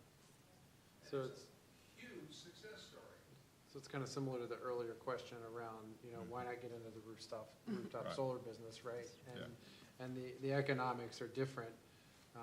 Obviously, you mentioned before, the economies of scale you want to capture with sort of a utility scale Well, system.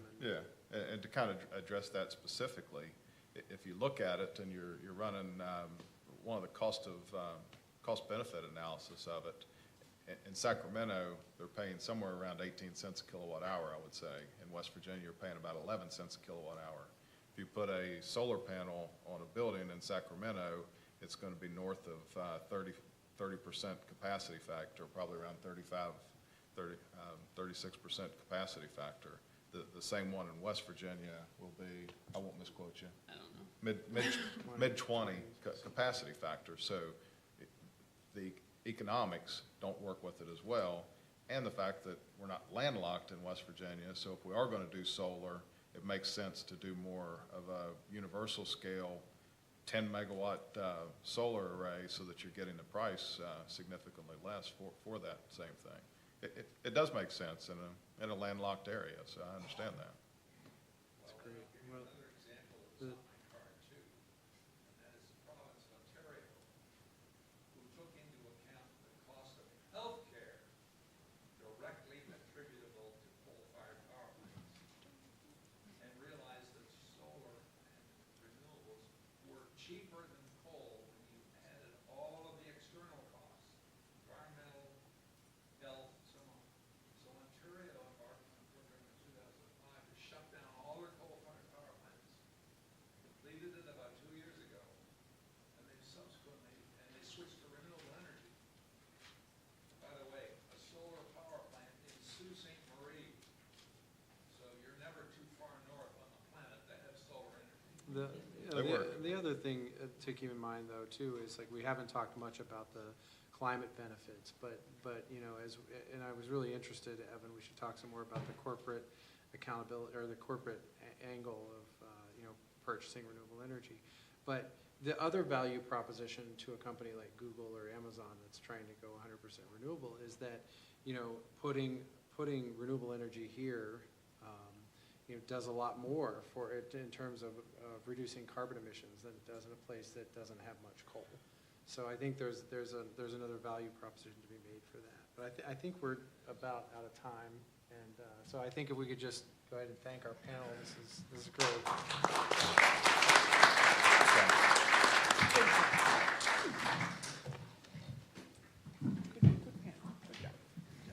So we'll take a quick 10-minute break. We'll be here for the last panel. We're going to try to wrap up a little bit early to have our reception starting at 5 rather than 5:15. So hurry back in 10 minutes. Thanks. We probably expected that. Thank you very much. Thank you. Yeah, it was Yes, ma'am.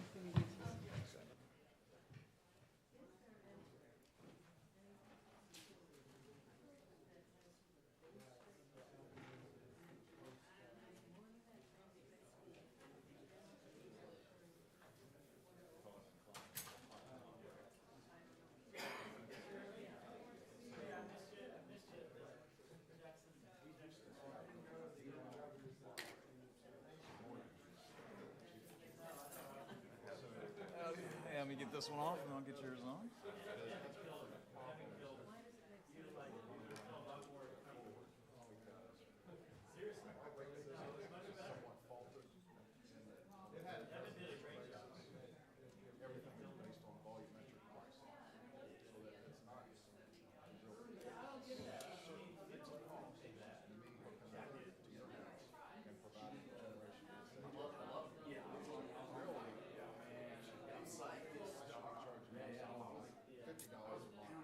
Oh, first one or second one? There, they say. Okay, one's the PowerPoint. Yeah. We'll do the PowerPoint. So there we go. There you go.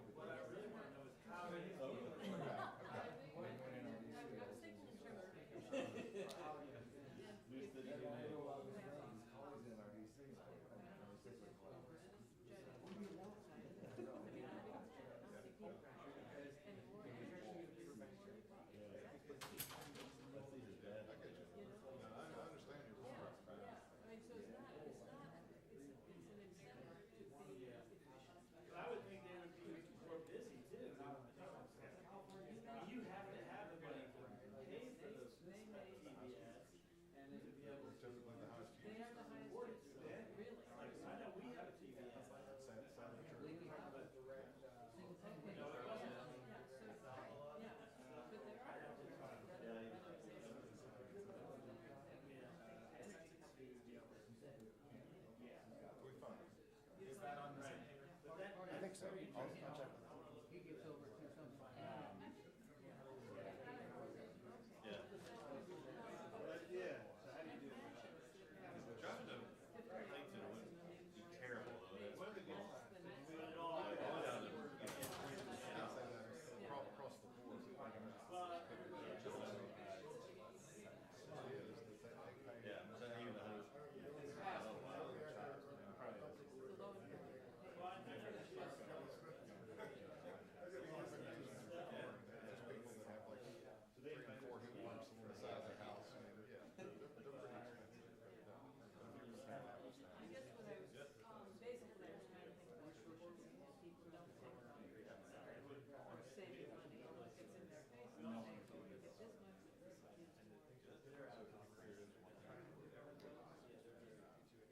And are people graduating repay programs and graduation situation?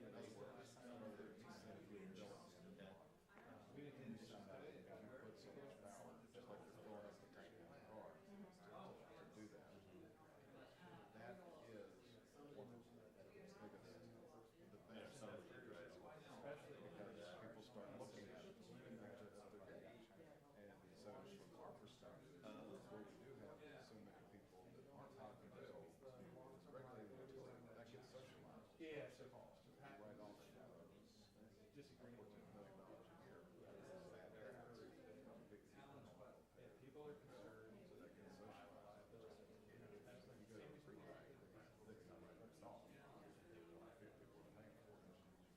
You go to a free ride, that's not right at all.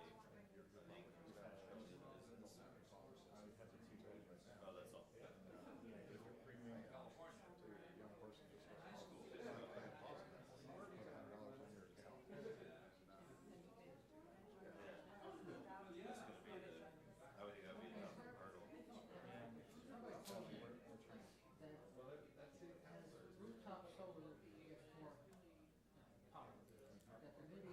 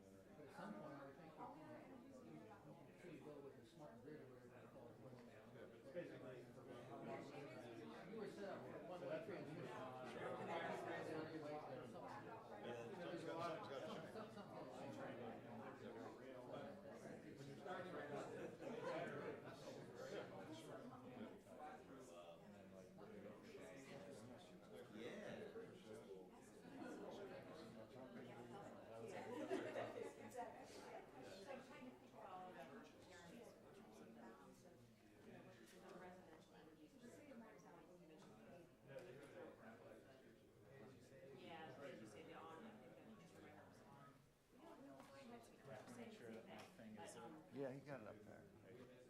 What's that? Yeah. Okay, no, well, that's good. Well, so, you mentioned that was from recently, so, what is what's the thinking on that? Yeah, that was done by the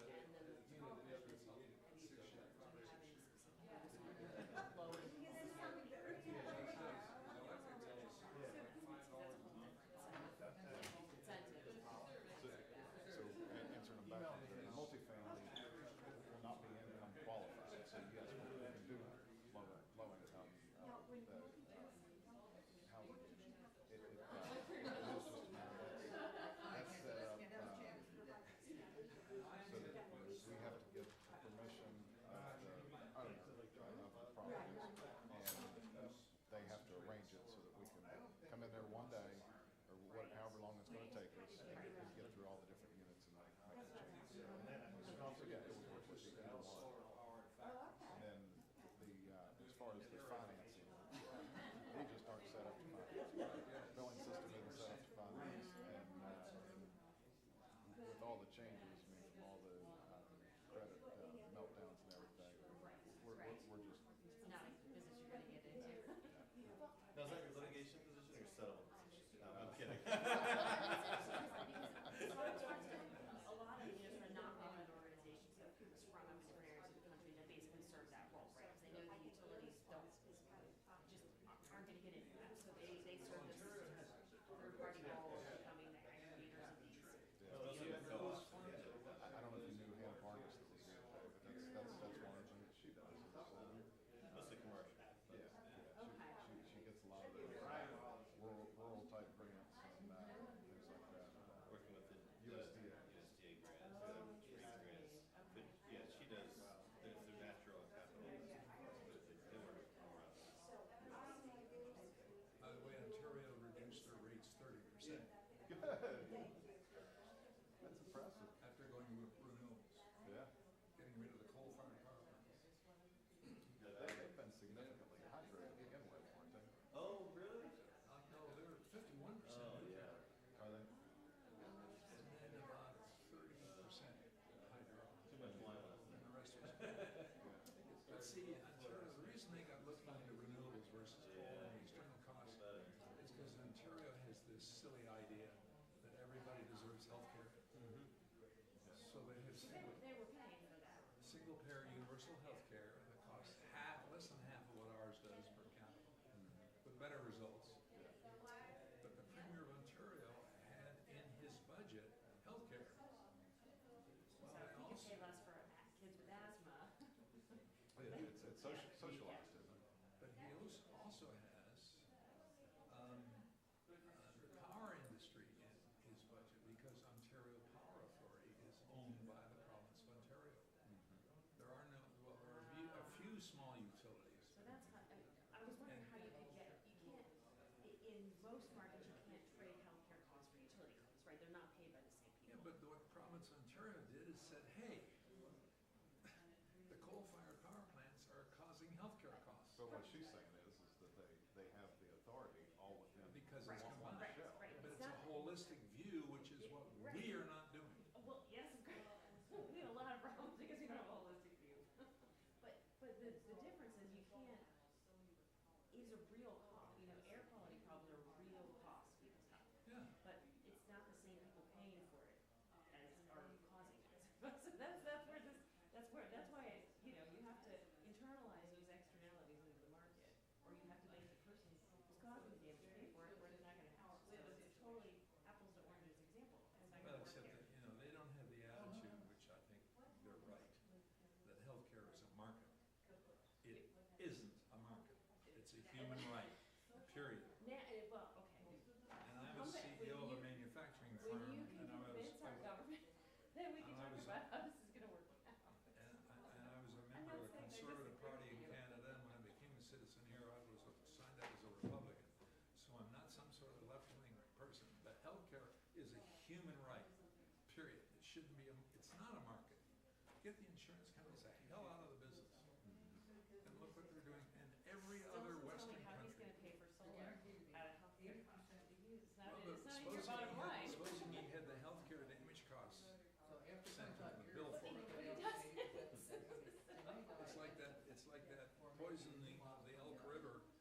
Charleston, why wasn't the bill sent to the coal company? I wrote a letter to the editor on that, and I said, hey, I didn't order that cocktail. I'm being asked to pay for it.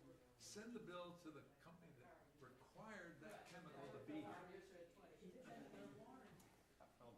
very far with that. No, I didn't, but I was trying to make the point. You know, a holistic view of these things. Don't look at this slice and add the numbers in this slice and ignore what's here and what's there. I'm sorry, I'm an industrial engineer, and we're required on the shop floor to look at holistically. We gotta look at the Draw your box bigger. the- I agree, they're real impacts, but until you can make the person who's causing the damage, you know, the cost of fixing the damage is not gonna. I know. That's why we're solar. Oh, yeah, I'm sure. I'm gonna be working all weekend on it, so yeah, I'll see it. So it just, it get turns through out we this. just have to, have single parent healthcare here, and then we will have solar on every rooftop. Yeah.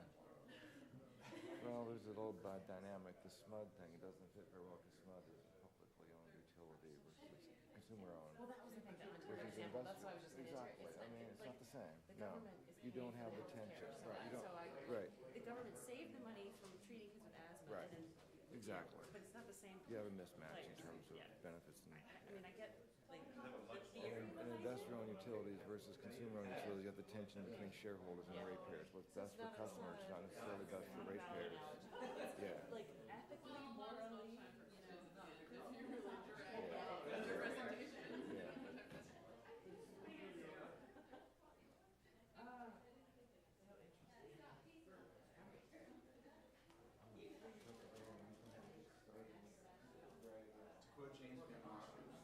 Fascinating stuff. He would always say that. Oh, yeah. Whenever you just sort of like at a loss for words. Fascinating stuff. Yeah, right? I have no idea what you're talking about. What are you talking about? Huh? What are you talking about? I'm going to talk about carbon capture trade. Oh, okay. Yeah, carbon capture trade, because Virginia's doing that, right? So it's like if the next, yeah. Oh, Reggie, yeah. So if the next door. Let's get started and finish up with this last panel so we can get out of here early. So panelists, take your seats. So the last panel is we're going to talk about the policy initiatives to position West Virginia to benefit from the new energy economy. In other words, forward-looking. I think we've had previous panels that have identified barriers, whether it be energy efficiency or solar. What are the barriers? This panel is really going to focus on how to address those barriers, eliminate those barriers. What are the policy changes, whether they be statutory or regulatory? So we're going to start off with Emmett Pepper, who's the Executive Director of Energy Efficient West Virginia. He's going to tell us about energy efficiency policies. After that, we're going to hear from Dan Conant, who's the founder of Solar Holler, talk about barriers to solar deployment in the state. And then Walton Shepard, who's a WVU alum, now working as a staff attorney for the Natural Resources Defense Council out of Washington, D.C., and talk about some of the changes, the programs that have been put in place in Virginia and whether those are replicable in West Virginia. So with that, I'll turn it over to Emmett Pepper.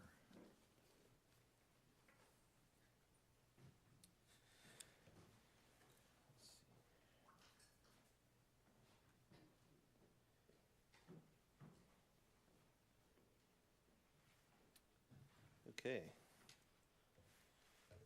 Get all set up here.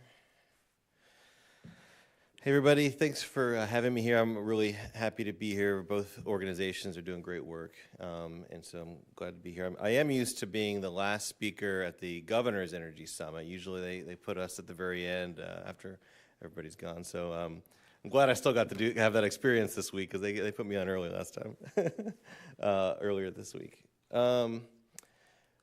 Okay, so Energy Efficient West Virginia, just to give you a background, we started in 2009 when, now that Jim's gone, we can say it, was a 40-something% rate hike that Appalachian Power was planning at the time, and zero energy efficiency programs. So we intervened in that case, started the organization and said we want to address this, and that we should have energy. People should be able to take control of their energy bills. So we started out with Public Service Commission work. We now do advocacy at the legislature as well, and we do a lot of work now. We've been really shifted a lot of our focus to working with the businesses in the state to create more of an identity around energy efficiency policy or energy efficiency businesses, kind of like what Jim was talking about earlier, where he's concerned that there's not enough of a energy efficiency industry to kind of rely on. So that's what we're working on, and Xavier Walters here is doing a lot of that.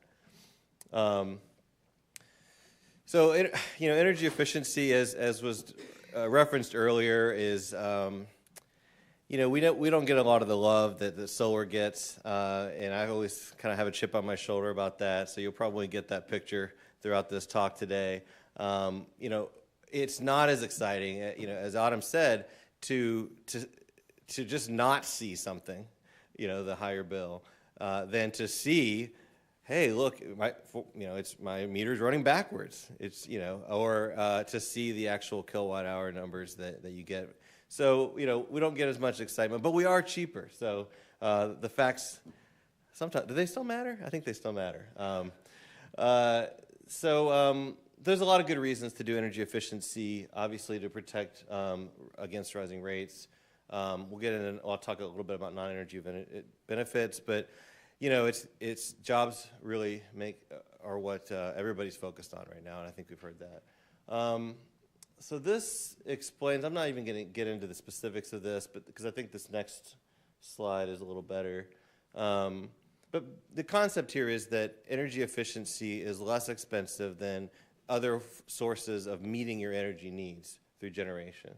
And so this kind of, and price suppression is another aspect of that. So I like this, because, so if you're going to, obviously, whenever you have energy needs, you're going to put out the cheapest ones first. So whatever that cheapest power plant is for the first, 20,000 megawatts of load, this is for capacity, is going to be cheaper than the next, et cetera. So if you're able to reduce the demand during the peak times, which is how you determine whether there's a need for capacity, then obviously you're going to be shifting things back to the cheaper one, and not having to go further up this curve. And I'm sure Dan would say that solar does the same thing, because it's also often peak incident. So that's one way that it saves people money. I just love this chart just because it's so colorful. But what this just shows is there's a lot of things that energy efficiency provides that have nothing to do with saving money or even the environment. It's one of the biggest things that people will say who have gotten energy efficiency upgrades is, gosh, my home is so much more comfortable. That cold spot that I have to tiptoe around in the wintertime is not there anymore. And it's also healthier. Buildings are much more healthy when they're more energy efficient. But there's a lot of different reasons to like energy efficiency. But jobs is another big one. And energy efficiency most of the time is essentially construction work, because you're making changes to buildings, and energy, with energy efficiency, so that would be the construction here. You have more jobs than you are for the production, which I think makes sense if you think about it, because a lot of the costs that you have for energy is for some commodity or for extraction of the actual fuel, but when you do a construction job or an energy efficiency work, anybody who has experience with that, the materials aren't the main cost; it's the labor. So that makes sense. You get more jobs out of it, and also frankly, the energy efficiency folks aren't making the same money that a coal miner makes. But. Okay, so now we're getting to the policies. Now that I got to tout energy efficiency, and now you all are convinced that it's sexy and it's exciting. So this is the annual ranking of states' friendliness, essentially, or compatibility with energy efficiency. This is last year's ranking. The American Council for an Energy Efficient Economy, ACEEE, puts that out every year. Last year we were 44th in the nation, and this year we've dropped down, unfortunately. And that's not because we've stopped doing anything, really. It's just that we have to keep up with everybody else. There's a lot that other states are doing that we aren't. And one of the things I think probably this crowd is less important than I did at the governor's summit, that I think a lot of people think that maybe energy efficiency, and I apologize for those who were at the governor's summit because you're going to hear a lot of the same things. The energy efficiency is just like the blue states. It's the places where there's a lot of tree huggers and maybe a lot of patchouli oil being sold. But you have some of that. I mean, it's the West Coast and New England. But once you get past that first tier, I mean, well, actually, even in the first tier, Minnesota is doing a lot on energy efficiency, and in the next tier down, you have Utah, Iowa, Michigan, states that aren't necessarily what you think of when you think of kind of crunchy. But then right in the middle of the pack are some of our neighbors there. So there's no reason to think that that's not part of our identity to do more on this. This is an opportunity. I see that. I think that there's a lot of room for improvements and a lot of opportunity for growth in the industry. Okay, so this is kind of breaking down that report. I use the ACEEE report because it's useful to kind of go through all the different aspects and ways that we can be improving. So if you look at it just straight away, you'll notice that most of the states have the green spot there is the utility programs. We're way behind them. Other than Virginia, we're way behind all the other states. And that the dark blue at the top, the state-led initiatives, we're also behind. So that's most of what I'll talk about, but we'll go over all of them in some way. So let's talk about the utility programs, which of course in West Virginia is a policy because the Public Service Commission regulates all of our utilities.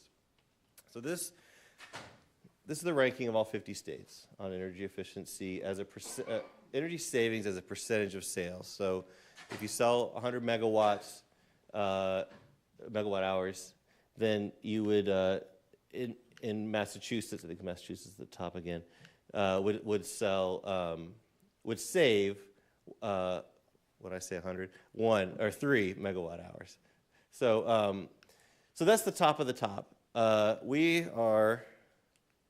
We're down here, so we're at 0.18.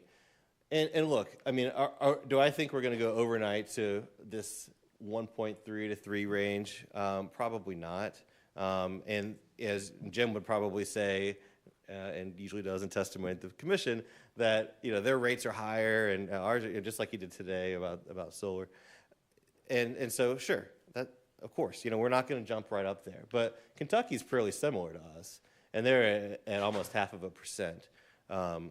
And so I would feel pretty good if we were in that 0.5% to 1% range. That's a really good goal to go for. So we have a long way to go. That happens through better programs. Let me go back to that. Just stay there for a second. There is a big difference between the two utilities in this state.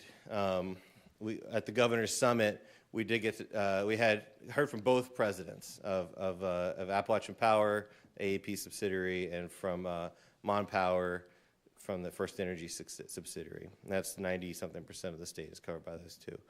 And Jim's boss for AEP was very, talked about solar, talked about energy efficiency, and talked about looking at things in a different way. But that didn't happen with Power. They were definitely,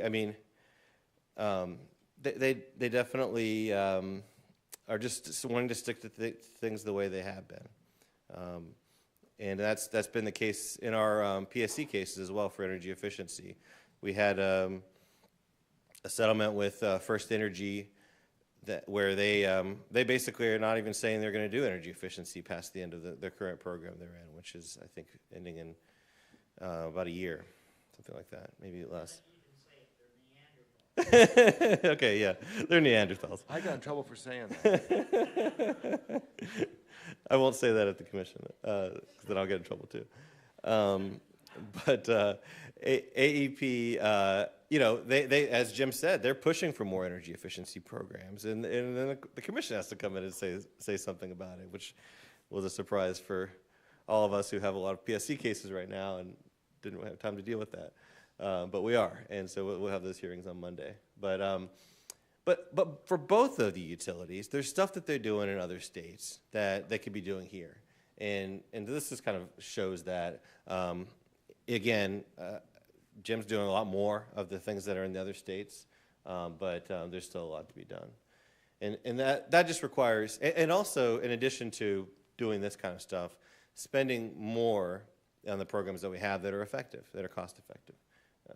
And I think Jim, last night we were talking, and he said that the C&I commercial and industrial program is they're running out of money, so they need to up that amount. So next go on to codes. So you can see we are actually kind of in the middle of the pack on codes. This light isn't very big. But that's probably about to change because we're kind of right down at the bottom there, and there's no, as far as I know, no push or discussion about adopting more stringent energy efficiency codes. Virginia just improved their codes, probably because of Walton. But we're behind on that. But I think more importantly than that, well, I'll get to that in a second. We'll get to see Barney in a second, is the enforcement. Yeah, so, because how many of you guys have ever had a code inspector say anything about your energy efficiency for your house in West Virginia? Anybody had that happen? And obviously most of that's going to happen on for new construction, but we need to have better, more certainty about when you're buying a house that it's going to meet certain standards. I've had, I do bankruptcy law practice, and we run into all kinds of crazy stuff, and we've had people where their houses weren't meeting, they were falling apart basically. So those people get sued over that. But I mean, who's going to be bringing a lawsuit to enforce the building codes that actually it should have been $300 a month instead of $350? I mean, it's just not going to happen, and it's not worth it anyway for the lawyers. So there's a lot of reasons that we should be doing this. But the question is how. I mean, so there's, I think, maybe half a dozen or something jurisdictions in the state where they actually even have code inspectors. So how do we go from that to something larger? And I don't have the answer on that, I don't think. But I mean, I think we could go statewide. I had people from government say we should push for that. Maybe we should, have some kind of threshold for a higher amount of, or how much population there is. They do that with recycling, where if it's 10,000 or more, you have to have curbside recycling. So, maybe that's the way to go about it. But we definitely need to have more enforcement because we could up the codes to whatever we want, but it's not really going to make any difference until people enforce that. So that's meant to be. So transparency and benchmarking, I didn't bold the right one there. The concept here is that if you buy a house, it's similar to what we just said, that what your bills are going to be like. How efficient is it going to be? And as the slide says, not a lot of states are doing that. So we would probably be leading the way or be ahead of a lot of other states if we took that on. But I think it's one of those no-duh things that anybody you describe this to, no matter who they are politically or what they think about energy, that seems pretty fair. That you can ask for it, you can require it. Also, it's not in the appraisal value of most homes. They don't even look at energy efficiency. So all of that is something that we need to start looking at, because then that'll drive it. Because if people have the information about it, because that's an important part of someone's monthly expenses. It's the mortgage and the energy bills up there. All right, so back to this, just to remind, I think, what are we going to next? Yeah, so state-led initiatives. This is the other main one that we lag behind other states that neighbor us. So financial incentives, if you know me, you know I'm going to talk about the LEAP Act, which is called Property Assessed Clean Energy in other states.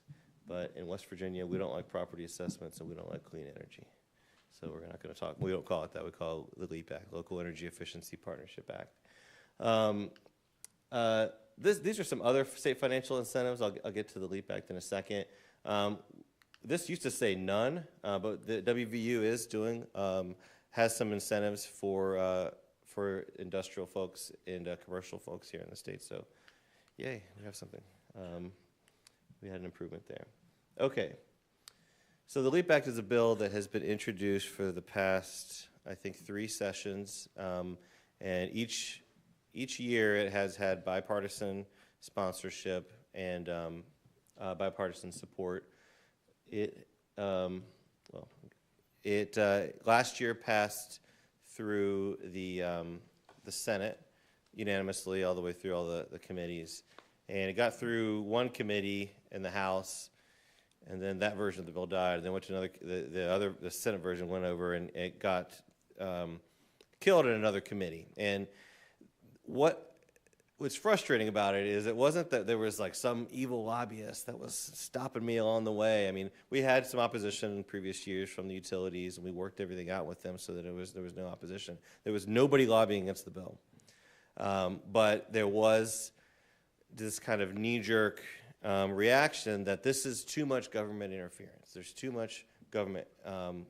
This is government backing energy efficiency. And we need to have a free market, which is not true, and I'll go through that. But so it died in a certain House committee. So, but what is it? Okay, so property assessed clean energy is in, as it says there, 34 states. There's active programs in 3 of our 5 neighbors. And what it does is, well, is that all I have on there? Oh, no, sorry about that. It makes it so if you have a commercial building and you want to make upgrades on your energy efficiency upgrades, then you can do so and repay it over time on your tax ticket. So the financing is from private sources. So it makes it easier for you to do that. As was discussed in the last panel, financing is tough. For both energy efficiency and solar, it's that upfront cost that's often the burden, and that holds people back. So there's other aspects to this that some details in there, but basically that's how it works. And the only role that government has is, well, there's 2 or 3, I guess. One, it would be a local government that has to authorize the program to be set up. So it's a buy-in thing. If you don't want to have that in your community for some reason, you don't have to. And this state legislation would authorize it. The other thing is, because the goal here is to make sure that if that the energy efficiency savings, they're going to stay with the building. So the payment for it should stay with the building because that's who's going to benefit from it. And this is working again in other states. So the only way I can think of, if I were going to come up with a way that I could make it so that the cost stays with the building, is that you put it on the tax ticket. And it's basically a voluntary tax that you make on yourself to pay for an improvement on the building that you currently own. And the payment will be less than the actual savings, so based on audits. And so the next person, you're taking the risk on yourself for doing that. You're taking the risk that somebody might not want to buy it later, but you're also knowing that it's going to be cheaper than your actual savings. So you're not going to be losing anything. There's the thing about the senior lien. We ended up having it so there's a veto power of existing mortgage holders. I mean, you can get into the details, but that was something we had to work out with the banking association. So they were opposing this early on. Yeah, I think I said a lot of this stuff already. It's an opt-in. And there are some guarantees. So I mean, in order to attract money in this regard, you're going to have make sure that it's real, that the savings are real, because otherwise no one's going to want to invest in it, and that the borrower is at least financially secure at that time, et cetera. And that you're not making a $1 million upgrade to a $100,000 building, because there needs to be some kind of a ratio. So yeah, we already went over that. What else? Oh, so leading by example. Yeah, I think I dropped in this other slide before that. So that was the LEAP Act. So another policy that the state can take on is what Evan described already, which is local governments and state governments taking control of their own energy bills, saving money, saving taxpayer money, and making the upgrades for those buildings. So they currently have to meet state code. We could push that and make it stronger. Oh, I have another slide on that. So Kentucky is doing a lot with energy performance contracting. I think there's been some problems in West Virginia with energy performance contracting. This is where a financing company comes in and does basically what I described with LEAP, where the payments are less than the savings, but they do the financing themselves for public buildings, so they don't have any tax ticket. But they were able to create, $1 billion in development. So these are things that we need to be doing. We always say thank God for Mississippi here for them being worse than us, but this is a way that they actually are doing things a little better, because they have specific benchmarking goals for meeting savings in public buildings. But we have some challenges in that regard because we don't know some stuff about our government buildings. So we don't know, where there are ways to save. We haven't gone through and done energy audits.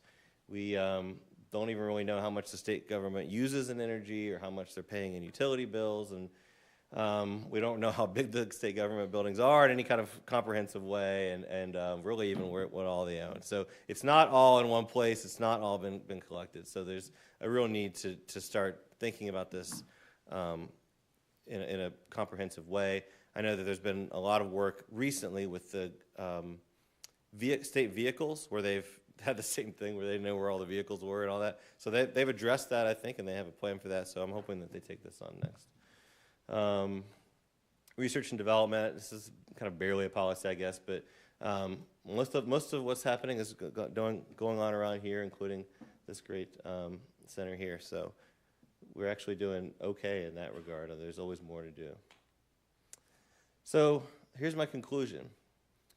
We need to invest more at the PSC level. So the commission needs to be spending more on the programs that work and diversifying what we offer. We need to have not that divide based on the random way that the lines are drawn for the two utilities in the state. We need to make it so that there's consistency throughout the state. We need to pass the LEAP Act so I can stop talking about it, and so that we can start to develop more in that way, and the state buildings, and then we need to get that energy code enforcement going. So I guess we'll do questions at the end. Thanks.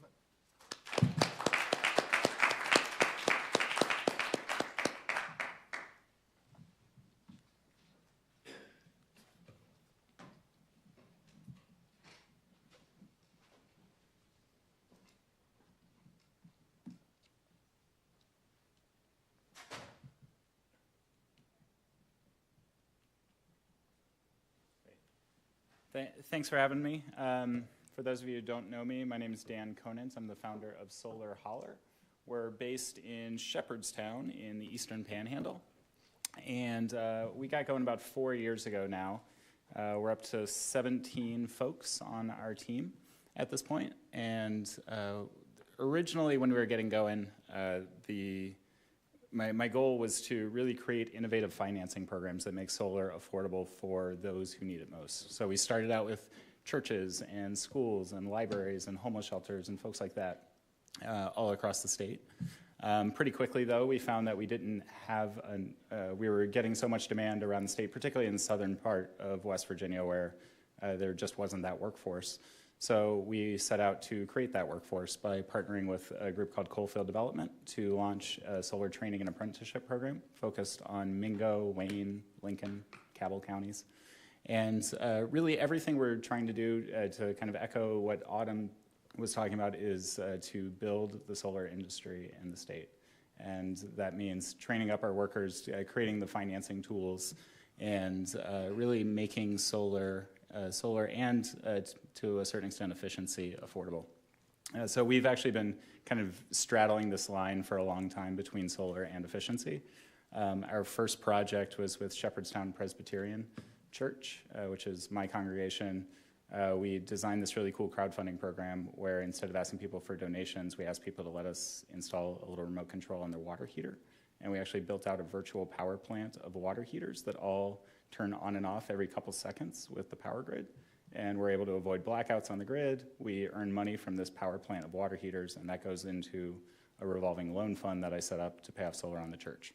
So that initial project we did, the reason we did it that way was actually because of a policy barrier where we got shut down by the State Public Service Commission when we tried to do the first power purchase agreement, which I still believe is legal, but the PSC disagrees. And without that power purchase agreement, because a church doesn't pay taxes and can't get those credits, we got shut out of all of that.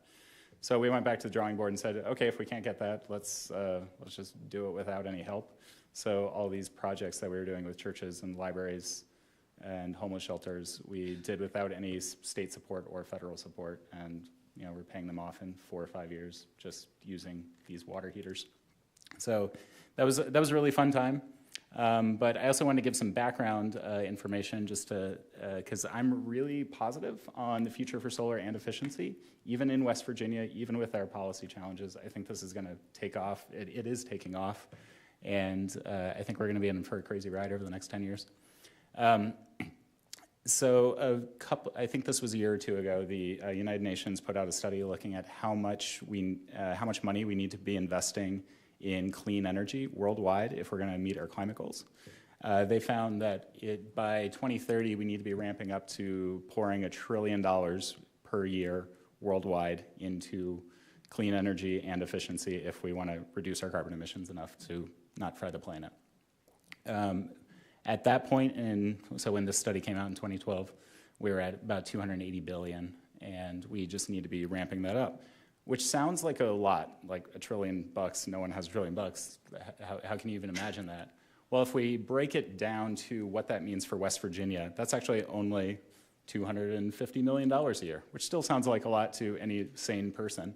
But when you step back and look at what that would mean for West Virginia, all we conceptually need to do is figure out how do you divert 10% of what you're already spending on electricity every single year into clean energy. How do we take 10% of the bills that we're sending out of state to Ohio-based utilities, keep that in state for new development?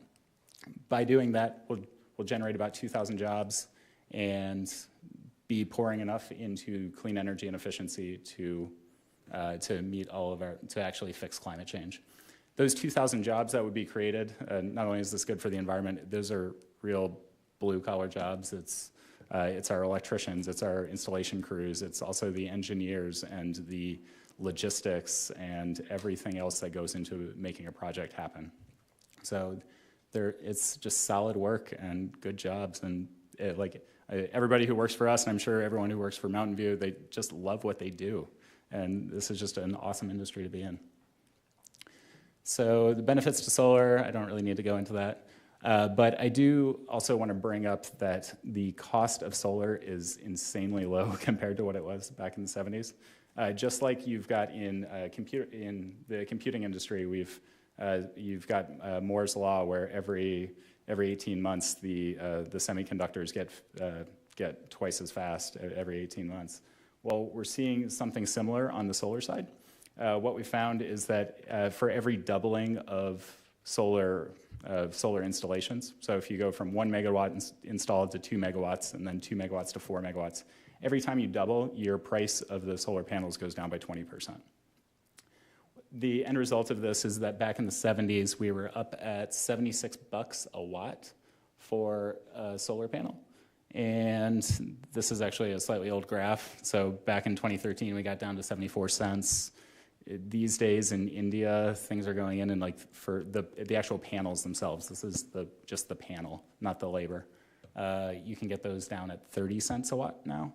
If you're in overseas markets, even in the U.S., it's a little bit more expensive, but it's still no $76. So we've seen just an incredible decline, and because of that, we've seen an explosion in solar.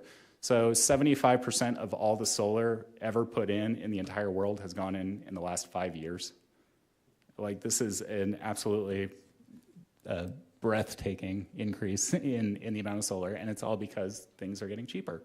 Solar is hitting grid parity. Solar is now cheaper than utility power across the country, and it's happening at different times in different places. So it was first in California and Massachusetts, and even if it wasn't the sunny places, it was places where price of power was high. And as utility prices increase and panel prices go down, we're just hitting that in state after state after state. So we're projecting that by 2020, we're going to be at that point in West Virginia, where solar is cheaper than anything that Appalachian Power or Mon Power can give you. And it's just going to take off. And so we're at this really interesting point where I actually don't think we need that many incentives or new policies at the state level. I just need the state to get out of the way. And so that's really all I'm asking for, is just fairness in putting these in and having fair access to markets. Those water heaters those water heater controllers I was talking about, those are all hooked up to a regional power grid. So one of the best things we have going for us in West Virginia is actually that we're part of what's called the PJM power grid, which covers New Jersey to Ohio, even Chicago, and it's across the entire mid-Atlantic. All these utilities are connected together into a single grid, and there's real-time power markets. Our water heaters are participating in that, but you can also participate in that with solar and wind. And so anything we do in West Virginia, we can tie into that, and you can actually build a utility-scale power plant, sell the power to people in DC or New Jersey or wherever you want. And so all I'm asking for is just fair access to those markets, and just to not get in the way of the homeowners and businesses who are trying to invest in this stuff. These are the number of jobs and how they changed. So this was based off of the one of the two data sources that Autumn was talking about earlier. So you can see on the far left-hand side, that's solar. We're talking a whole lot more jobs than you're seeing in coal. So coal, by comparison, is 86,000. Now, that doesn't negate the fact that in West Virginia, coal is, like, those coal jobs are really concentrated. So we still need to figure out how do we transition as a state. And that's why everything we're doing with our job retraining is focused in Mingo and Wayne and southern counties where the coal mine closures have been really, really hard hit. But the fact is, like, even at 1% of our nation's electricity coming from solar versus more than a third coming from coal, we still have 4 times as many jobs in solar. The other really interesting thing is if you invest $1 million in coal, you're going to get about 7 jobs. You get even less for natural gas. You get about 5. Whereas if you invest $1 million in solar, you're going to get 14 jobs, or in building retrofits and energy efficiency, 17. This is just because this takes real people. It's not a situation where you just you drill a well, and it just pumps out power. Like, you need lots and lots of folks going out and building this stuff across the state. So I decided earlier this year to take a look and see what would solar mean for West Virginia if we really built it out at scale. Jeremy Richardson was helping me look at some of these numbers, and we decided to focus in on 6 cities around the state and envision what would happen from a jobs perspective and an energy savings perspective if we covered every roof in those 6 cities. So keep in mind, this is just within the city limits, so these are still really small numbers, but we just wanted to focus in on those couple places. So Huntington, Charleston, Beckley, Bluefield, Parkersburg, Morgantown. And what we found is just by covering the rooftops in those 6 cities, we could build 1.3 million kilowatts of solar, so 1,300 megawatts, create almost 800 jobs, and build a $100 million industry. So back to our earlier climate goals, we're looking to build a $250 million industry in the state. We could do that by covering the rooftops in 6 cities, get to that 100 million. So that's even leaving aside all the utility scale stuff. This is just good rooftops in 6 cities. So it's pretty incredible what we'd be able to do. The rooftops in those 6 places would be able to produce more than 4% of all the electricity we use in the state. So that's pretty awesome. Just to give you a sense of what solar is looking like these days, that one in the corner is our first project for the church. Upper right-hand corner is an affordable housing complex in Wayne County. You can put this on steep pitched roofs. That one in the middle, we actually had to have rappelling gear for all of our crew members. We hired rock climbing instructors out of Fayetteville to come in and train all of our workers on how to rappel down a 60-degree pitch metal roof. And yeah, so you can put this on roofs, you can put this on farms, flat roofs, you can put it on abandoned mine lands. Anywhere you want to produce power, you can do it. And just a little bit more about our training program with Coalfield. So far, we've had 20 folks come through. We launched this close to 2 years ago now. And through this program, we're hiring up young folks out of those hard-hit coal counties. They're coming in. They sign on for 2.5 years as apprentices. Right away, they get their electrical apprenticeship. They also get their NABCEP solar certifications, and then we put them to work on every single job that we're doing. They're mentored and tutored along by our in-house master and journeyman electricians.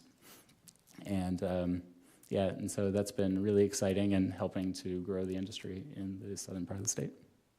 So but just to kind of circle back on the policy front, all I'm asking for are fair markets, because given that pricing, we will beat coal and natural gas for the next 40 years. So thank you.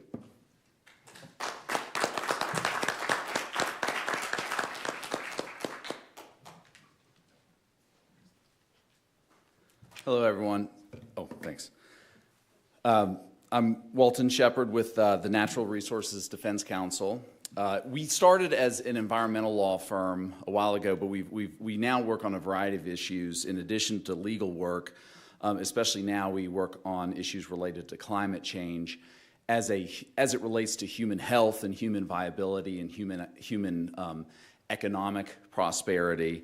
And from that, through that lens, I think climate change is an issue that West Virginia should not be afraid of addressing or shying away from addressing, because it just seems somehow incompatible. I just want to throw that out early, because addressing it is an opportunity for West Virginia, as I'll get into in a more specific way with the policy.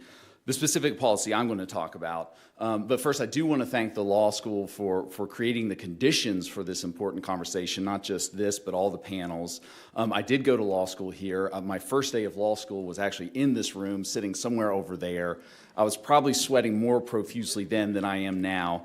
And a special thanks to the Center for Energy and Sustainable Development, which was literally the reason I came to law school here, was to take advantage of that. And it has absolutely served me well. And of course, thank you to the university more broadly, especially the West Virginia Forward Initiative. As Brian said this morning, actual implementation of all of these ideas really is the key, because I think we all know we've been sort of, hand-wringing for at least a decade now about what we're going to do about this tough situation that West Virginia is in currently. I think we can identify what to do, and I think it's the how to do it is a lot of times the harder question. How do we get past the paralysis that exists perhaps at the state level in Charleston, and of course outright hostility now at the federal level. So I would just thank the entire audience for choosing not to be paralyzed by that, and at least coming to talk these issues out so that we can hopefully take some actual concrete action. Since the topic of this entire conference is the emerging energy industry or emerging energy economy of West Virginia, I was reminded by some of the pictures today of an early job I had. One of my first teenage years jobs I had was essentially a roustabout for the gas industry down in Kanawha County, Fayette County, around in those regions. I basically just went out and worked on the lines and tried to keep them clear and things. It was essentially a seasonal job. It was a good paying job. job. I was, a fossil industry worker, and we know that those are good jobs. But I remember asking my bosses, basically, the guys that were in charge of me, asking, these pipelines, where does this gas go? So I see where these little pumps that comes out of the ground, this was pre-fracking. Where does the gas go? And I remember no one knew where the gas went. I remember one guy, Boyd, said, I think it goes to Texas, I think. And I remember thinking, that's fascinating. We don't even know where this gas is going. And a lot of these gas lines were also adjoined mining sites, mountaintop removal mining sites, because, it's all sort of interconnected down there in southern West Virginia. And I remember asking, I was like, where does all the coal go? And I remember no one knew the answer to that question either. The best guess was, I think we just burn it. But as it turns out, we do export most of our resources. We export most of our coal. We do burn a fair amount of it. We also export most of it. And we, of course, export most of our gas. And so early on, I was struck by this notion that we're taking this out and we're sending it somewhere, but where's the value-added process? I definitely didn't know the term value-add as a teenager, but I was struck that, what are we doing with these assets in the state? So I'm going to talk about one value-add policy that would help Virginia join the emerging and new energy economy.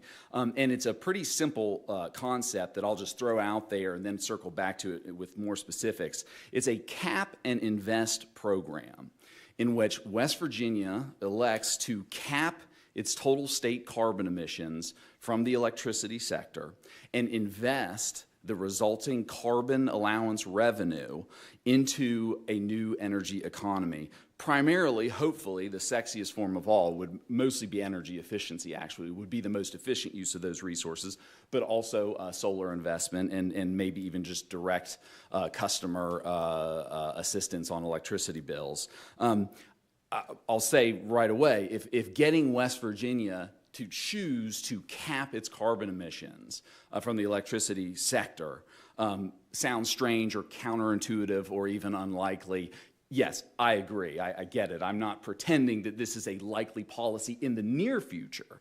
But I will point out that over 1 in 5 states in our country are already doing this. It's a proven mechanism.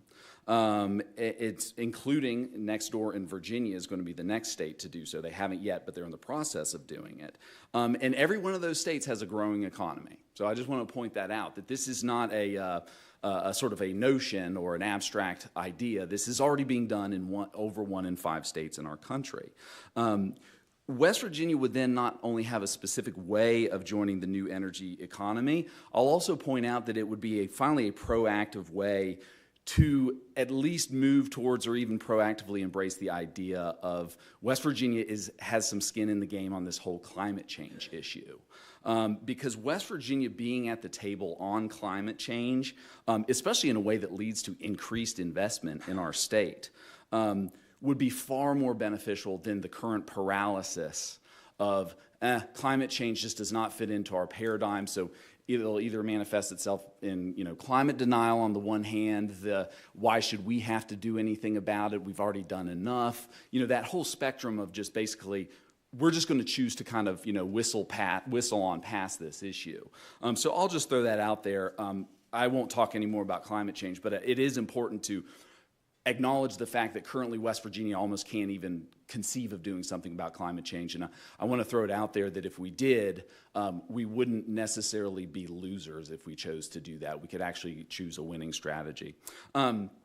A quick snapshot before I get into the specifics of cap and invest, just a recap of what is the emerging energy economy right now. And I actually have a handout if anyone wants to sort of look at like where we are in a more sort of nuts and bolts way. NRDC does an annual report on the current state of energy markets, and I have a pile over there. But basically, we'll start with coal. The unfortunate reality check for Appalachia, regardless of whether it's President Obama or President Trump, unfortunately for Appalachia and West Virginia in particular, Appalachian coal is just more expensive than virtually every other energy source right now. There's a few bright spots in the export markets, but and that is probably not going to change at any point in the near future, if ever. And if you doubt that, you can ask Bob Murray or Mitch McConnell, because they've said the same thing and acknowledged the same thing now, that that's just the reality. So the sooner we recognize those structural economic facts that have nothing to do with, whether it's a war on coal or these other sort of issues. We hope if we change them, it would reverse things. Those are the facts, and we should deal with those so then we can move forward. Natural gas, we know, is one of the primary drivers of coal's inability to compete in the marketplace anymore. It is far cheaper than coal, but I will point out in PJM, we shouldn't, because we're part of PJM, we should not count on natural gas as an electricity resource being a savior in West Virginia, and here's why. We are oversaturated with natural gas generation now in the PJM market. So if we built a natural gas plant in West Virginia today, it would have a hard time selling its electricity because it would be competing with so many other natural gas plants that are coming online basically kind of as we speak, or have in the last year, or will in the next year. So I want to be clear, so that value add prospect of natural gas, while may be there for something if like we build a cracker, for the purpose of electricity generation, that option is just not there anymore because we're oversaturated. As we know, renewable energy at the utility scale, it does cost less than coal now. That is without subsidies. When you include subsidies like the production tax and investment tax credits, it's even more cheap than coal is. So that will be a winner for this foreseeable future. I won't go into the stats of just how cheap it is, because I think Dan already covered that quite a bit. And of course, energy efficiency is the least cost resource. We have yet to tap it here in West Virginia, and those are both more labor intensive means of producing or saving energy. And talking about the duct tape army and construction. So the bottom line for West Virginia as we contemplate our energy future, clean energy is no longer a niche environmental product. No patchouli here, Mr. Pepper. It is that there are no identity politics attached to clean energy anymore. It's the cheaper resource. So we can kind of move on from that political debate about are we bending over backwards for a resource based on politics? It's based on economics. So the question is how to unlock that in West Virginia and monetize carbon reductions. I'll get into just how cap and invest policy, how that actually works and functions, especially this idea of creating value, monetizing carbon reductions. Sounds like voodoo mathematics or speculatory. It's basically when you cap emissions, carbon emissions, you essentially are creating some level of scarcity at some point in the future. And when you create scarcity or the anticipation of scarcity, you inherently create value for the right to do that thing, which there will be less ability to do at some point in the future. In this case, it's the right to pollute. It's the right to just put carbon dioxide, in this case, into the air. So suddenly that right to pollute is now valuable because we're internalizing what was formerly externalized. So you create that value via allowances, carbon allowances, which folks have probably heard of that term before. And an allowance is basically the right, this piece of paper, this allowance gives me the right to emit 1 ton of carbon. And the easiest and most direct way to monetize that upfront, that valuable right to pollute, is through an upfront auction. And you hold an auction, and all the power companies come and they buy the allowances, and that is how the states in the Northeast, including our neighbor Maryland and soon to be Virginia, have done it for many years now. And you invest that inherent value that you've captured, again, ideally into energy efficiency. That's what most states do. They directly invest it in energy efficiency, and that value is created by limiting the right to pollute carbon dioxide. I will point out again, if it sounds like voodoo mathematics, I'll just point out the 9 states in the Regional Greenhouse Gas Initiative have been doing this for over 6 years now. They're achieving 3% annual reductions in carbon dioxide through their region. And they've invested through that process annually hundreds of millions of dollars into energy efficiency, clean energy, and direct lowering of electricity bills. Their economies have grown in the meantime, and jobs have been created. There's plenty of studies that show this, and their energy bills are going down as a result because of these previous investments in energy efficiency. Just for total transparency, there is a wholesale market effect of allowances, that there is a wholesale increase in the cost of power, but you can more than offset that through energy efficiency. So I don't want to sound like I'm selling you guys a false bill of goods where just everything goes down and it just magically works. There are market effects of up and down, and there's, someone does have to pay somewhere, but you can make it a net win through the right investments, as the 9 states have already proven. More specifically to our south, Virginia, our coal state neighbor to the south, is now doing this as well. Just a quick snapshot of how they got there. Again, this won't start until 2020, but basically their current sitting governor, who has he's towards the end of his term, he came into office, Governor Terry McAuliffe, and basically recognized that as a coal state, Virginia was suffering. That they were having a declining energy economy, and everyone just wanted to hope the glory days would come back. And he recognized that you can't rest on your laurels. The past is not going to repeat itself. So basically, he doubled down on removing policies that block solar. For example, Virginia had no solar 2 years, utility scale solar 2 years ago. It now has 200 megawatts today, and will probably have 700 megawatts by the end of this decade, with more behind that. Facebook just just broke ground on a data center there, a $1 billion facility, data center, and the only reason they located in Virginia, is a lesson for us in West Virginia, the only reason they did that was because they knew they would be able to power that facility with 100% renewable energy. That is the kind of energy that, as we talked about earlier, corporate procurement goals dictate that's where they want to be. So West Virginia won't land these kinds of facilities if they can't say, look, yeah, we're doing something like Happen to Invest, and we will have that renewable energy for you. Terry McAuliffe also noticed or recognized that they were very short on energy efficiency programs. They have the 10th highest electricity bills in the country, and he said, okay, we got to do something about that as well. So fast forward, it's basically, he recognized that the best way to tackle these issues of no energy efficiency and how to bolster renewable energy was a cap and invest program. So Virginia will be capping its carbon starting in 2020. They'll be making 3% annual reductions in carbon emissions from the power sector, and they do have coal plants. They do have natural gas plants. And they will probably generate back of the envelope their first year, based on the number of tons of allowances they will have to sell. They will probably generate about $110 million in revenue in the first year from that first auction or sale of those initial carbon allowances. Virginia will have $110 million to invest. Probably most likely in energy efficiency is going to be there, because they're more behind in energy efficiency than they are on the renewables side. So that's just those are real numbers, and that's not funny money. That's actual dollars.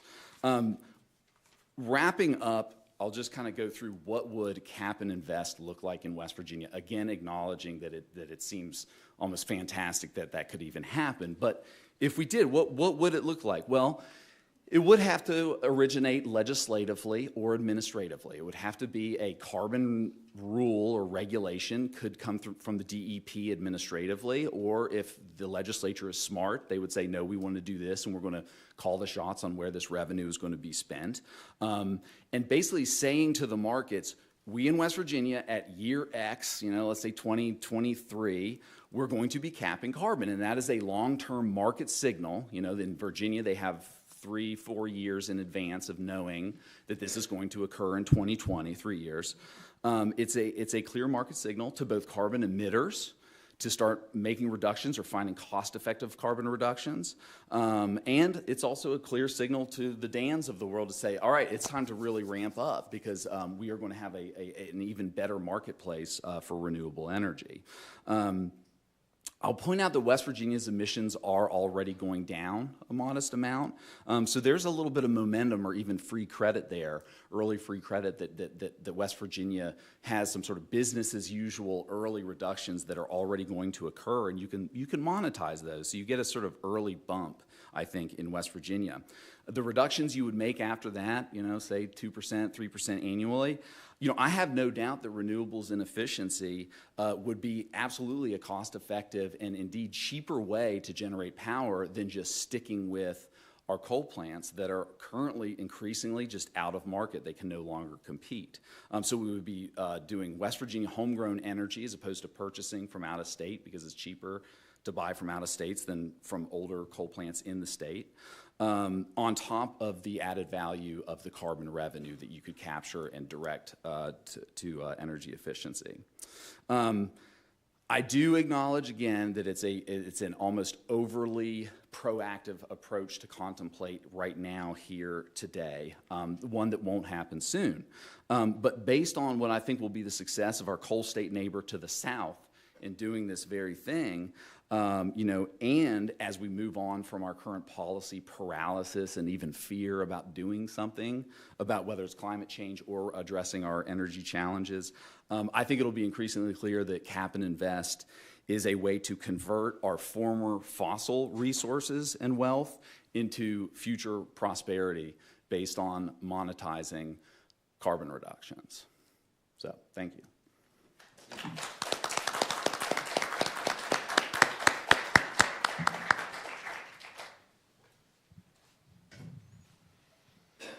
So if folks have any questions, I think we still got some 3x5 cards we can circulate around, and I'll gather those and use them as a basis for asking some questions. I want to start off with a couple of questions.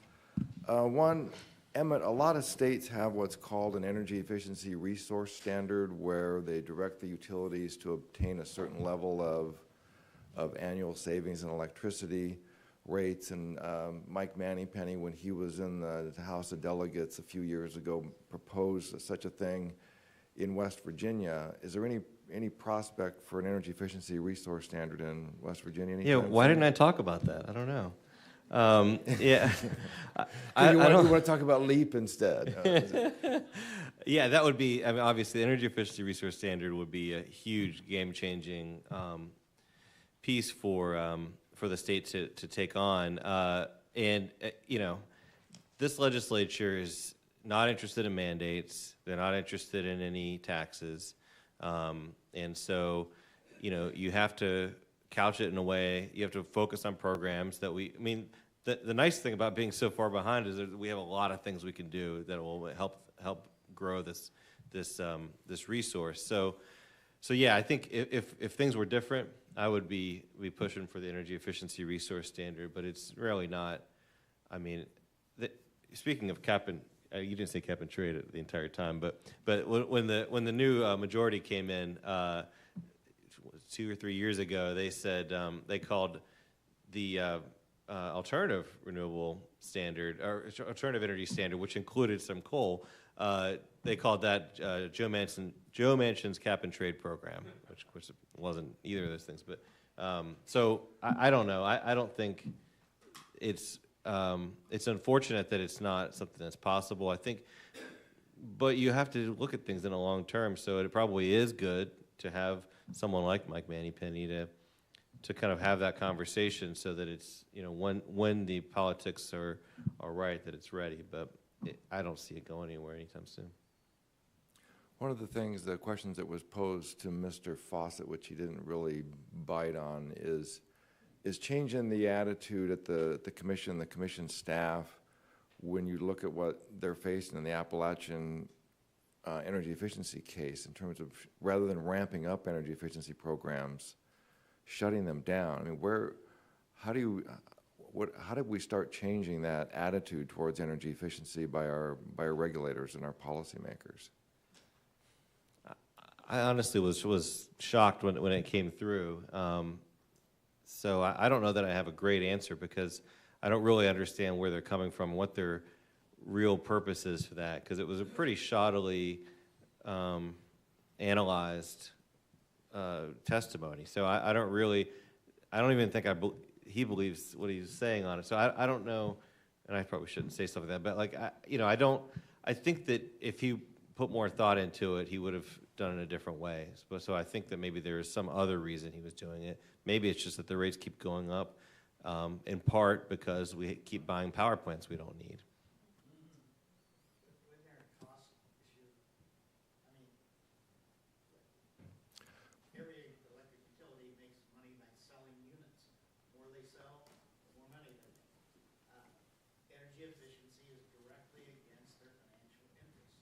But they're in favor of it. Let's stay with me a second. So they were willing, American Electric, much more than First Energy, was willing to do what it was actually a credible program, but it was a very, very modest beginning program. And it was enough to certainly pass the window dressing test. But the question then becomes, how do they get their money back for the lost revenues? And they're not willing to commit to anything in the way of full-blown energy efficiency program because it will eat their lunch. It'll destroy their revenues. So the underlying regulatory issue is how do you address lost revenues?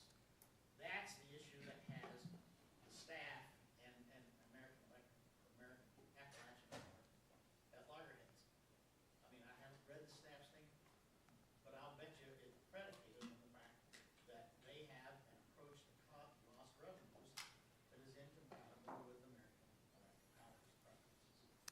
Yeah, and that's where, without getting into the weeds, yeah, it's well, it is the lost revenues issue, and lost revenues are supposed to, by definition, are for fixed costs, so the costs that everybody would have no matter what. So, the power lines and all that kind of stuff. So if you're not selling as much electricity to the extent that part of the kilowatt hour cost is to cover these fixed costs, then you have to. What the lost revenues does is bump you up to the fixed costs. But what he was trying to double, which you would pay no matter what if you had the full generation from energy efficiency program, without energy efficiency programs. So when there's this benefit from energy efficiency programs that has nothing to do with that. So in other words, the gap is very small for the lost revenues, and there's a much bigger gap for the benefits from energy efficiency programs, both from the people who participate in the programs, as well as the lower rates for the rest of us. So kind of similar to the graph I showed as well. So his analysis was flawed in that he was conflating that, and I don't believe that. I think he's smart enough that he knows that. But yeah, one of the questions for Dan, what specifically can West Virginia do or stop doing to get out of the way of solar development? One of the big ones is, like I was emphasizing, just access to markets. So with this first project we did with the Presbyterian Church, we typically, if you're financing nonprofit solar, or even large business, small business, large business solar across the country, you use what's called a power purchase agreement, which is where the solar company puts in the panels, sells the power to the church or the school or the business or whoever, and is able to take all the tax credits and incentives, and it's on the solar company's books, not on the business's books. And the PSC's opinion was that you have to be a utility in order to sell power, even if the panels are on your own roof and the power's never going out onto the grid. Like I said, I still disagree with their reading of the law, but that's their opinion. So when that happened, we lost access for churches and schools. We lost access to all of those federal tax credits, as well as that whole financing strategy. So that's just a really direct case where, like, I'm not asking for additional incentives. I'm just asking for you not to call me a utility because I'm putting panels on a roof. Like, there's a very different thing between putting panels on a roof and financing it and going in and building new transmission lines and new distribution lines. Like, I consider a utility to be a company that operates all those lines and gets the power from point A to point B. I don't consider it to be, putting in panels on a roof and getting it down into the building. So that's one big thing. besides that, just just sticking to the law as it reads right now is fine. So for instance, we're getting into an issue with Appalachian Power right now where there's a rule in the net metering standards that says that if you have multiple meters, multiple accounts, so picture a farm where they've got a barn and the farmhouse and maybe another outbuilding, they've got different meters. Well, you can put in a solar array behind one of them and get the credits going against all the others. And the way the rule's written, it says that if you're able to do that anywhere within 2 miles.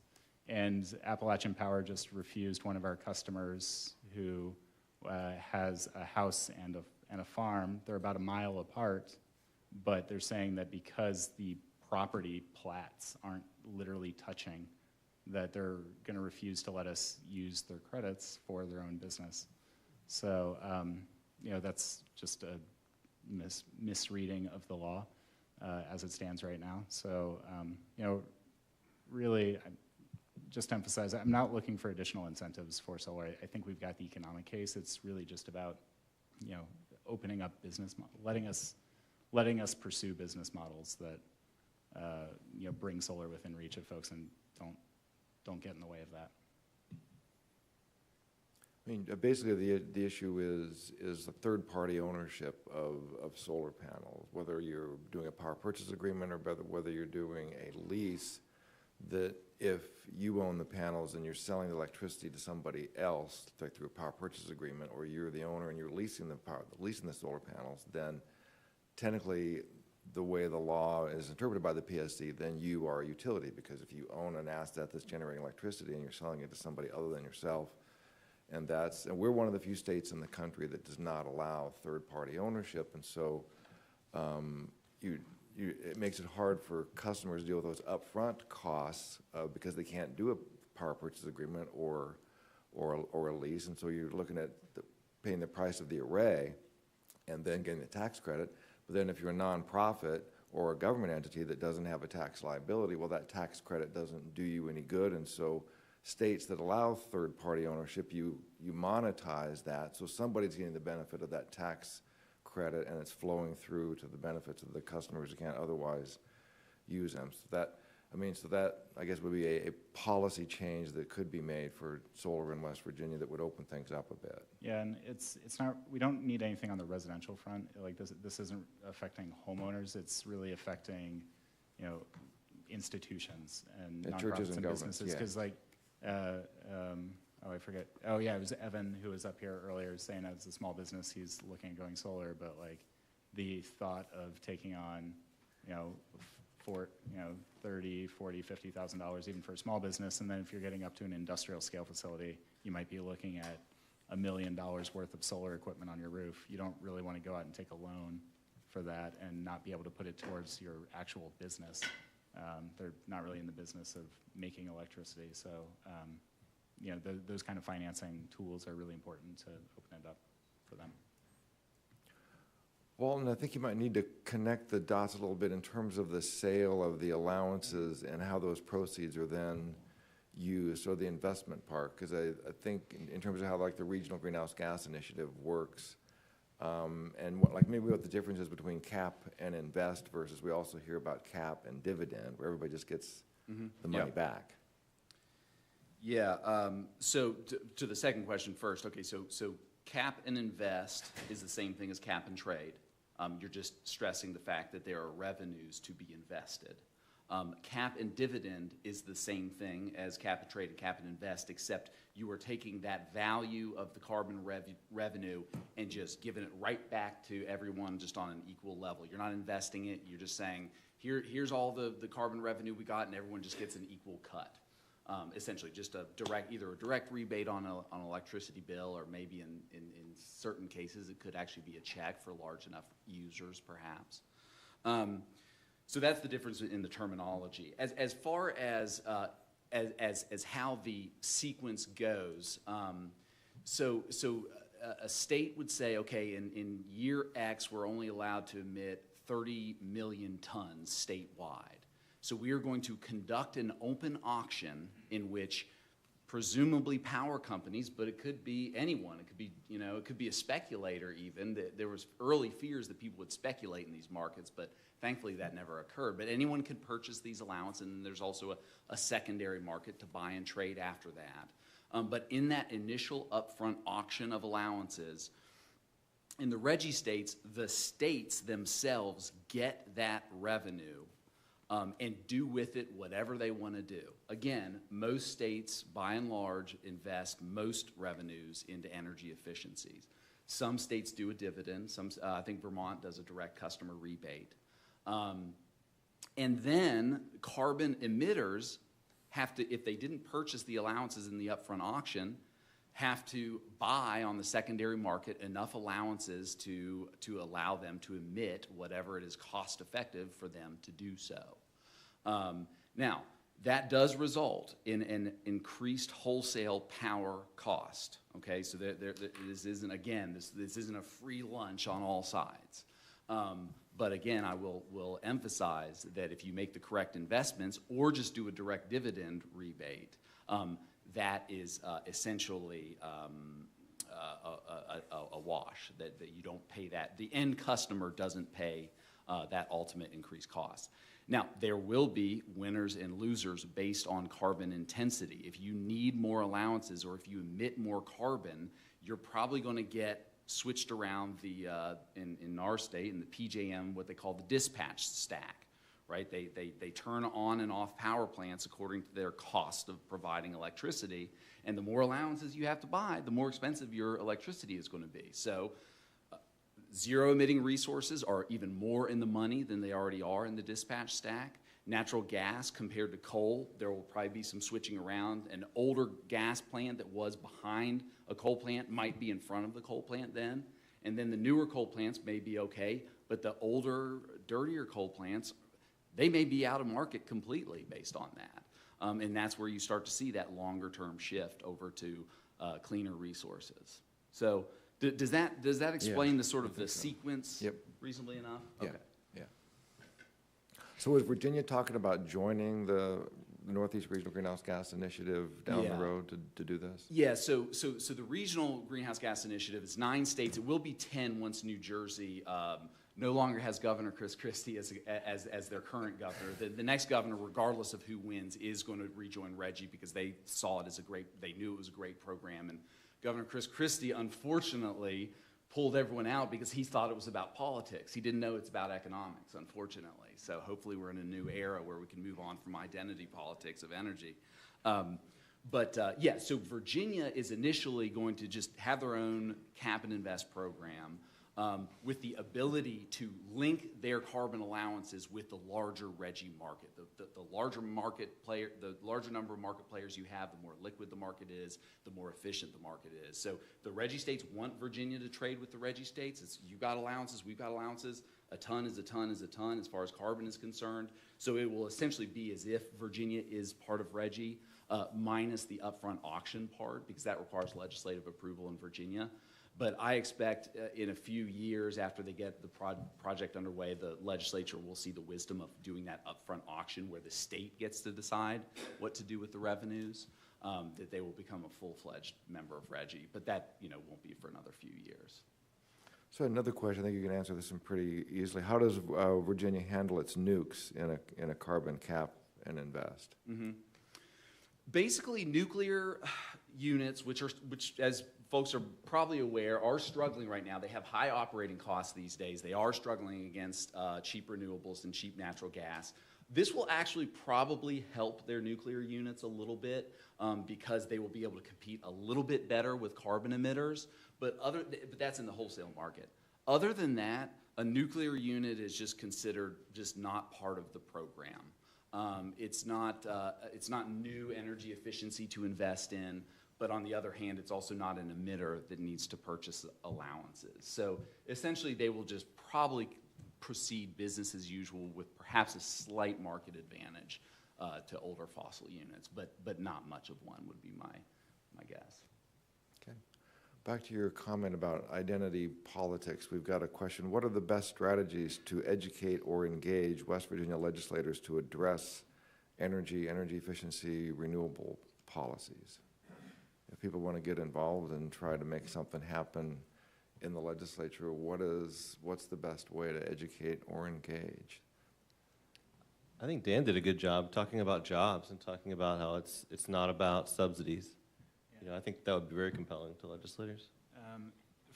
From our perspective, what was it, about 6 months after our church project went live, that's when the legislature flipped and the alternative portfolio standard was under attack. That would have taken net metering out. Well, every single legislator in the state woke up one morning with 600 emails in their inboxes saying, don't take solar away from me. And that included about 100 from the church we had just worked with, saying, don't take solar from my church. So that kind of got it outside of your typical pagan tree hugger and into just like standard, mainline Protestant. Beyond that, I also think we've got really cool potential for, outdoor. This stuff really does crisscross political boundaries, and you can be a hunter. You can really just hate the government and want them off your back, and producing your own energy is a way to do that. There's all different kind of angles you can come at this from. Walton, you spent some time down in Charleston before you moved on to NRDC. What do you think? How do you package this so it resonates with West Virginia legislators? Yeah, I mean, I think you can only run from facts from economic reality for so long, but I think that means it's incumbent upon whoever has a vested interest in these things to indeed portray economic reality as it truly exists. And that's, I think, is a combination of rising energy costs in West Virginia. It is becoming less economic in West Virginia to do, whether it's to do business or just as, ma, pa, kettle paying our electricity bill, concurrent with also an increase in jobs in the renewable sector or the energy efficiency sector, that if we're honest about jobs, pointing to the actual jobs that are created, Autumn going out and finding those 380 jobs and marching those 380 people down to the Capitol and saying these are real jobs, or hopefully they are. I think there is going to be a lag time of what economic reality is and what folks in Charleston are capable of doing as opposed to paralysis or knee-jerk reactions. But I think it's just getting the facts in front of them on a sustained basis, but also with an element of constituent pressure. So it's going to take a while. I'm probably thinking about that slide that Evan had up there about the corporate renewable objectives, the fact that the large employers are demanding renewable energy in their portfolio, and if you can't provide that slice of renewable energy in your portfolio in your state, they're not going to locate into your state, and that's not the government saying anything. That's what your large consumers and large job producers are demanding. That's another piece of it. And that was the biggest factor for Governor McAuliffe in Virginia. They have they've taken such a hit from loss of their big federal dollar recipient, not dollar recipient, but just federal workers because of Northern Virginia. And they basically said sequestration and other things have basically taken a permanent bite out of our economic activity.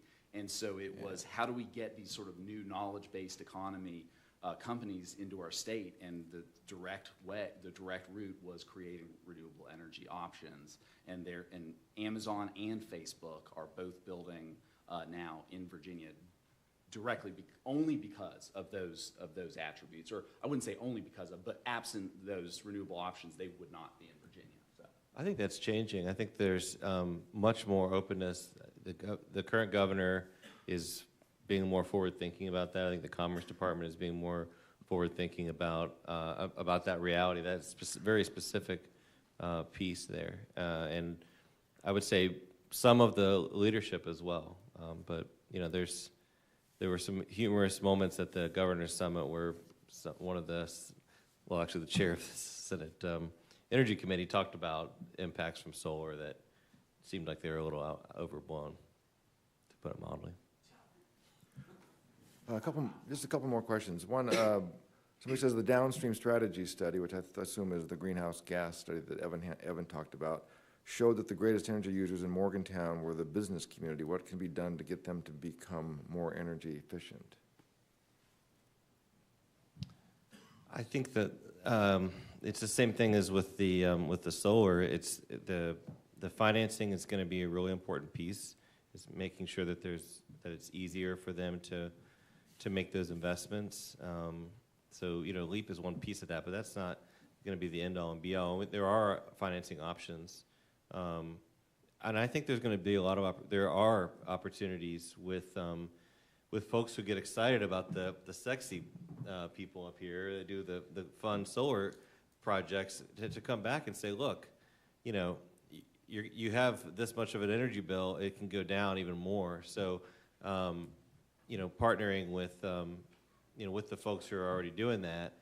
If they aren't doing it, if you're getting a solar project and they're not doing energy efficiency, something's wrong, because that's not economic.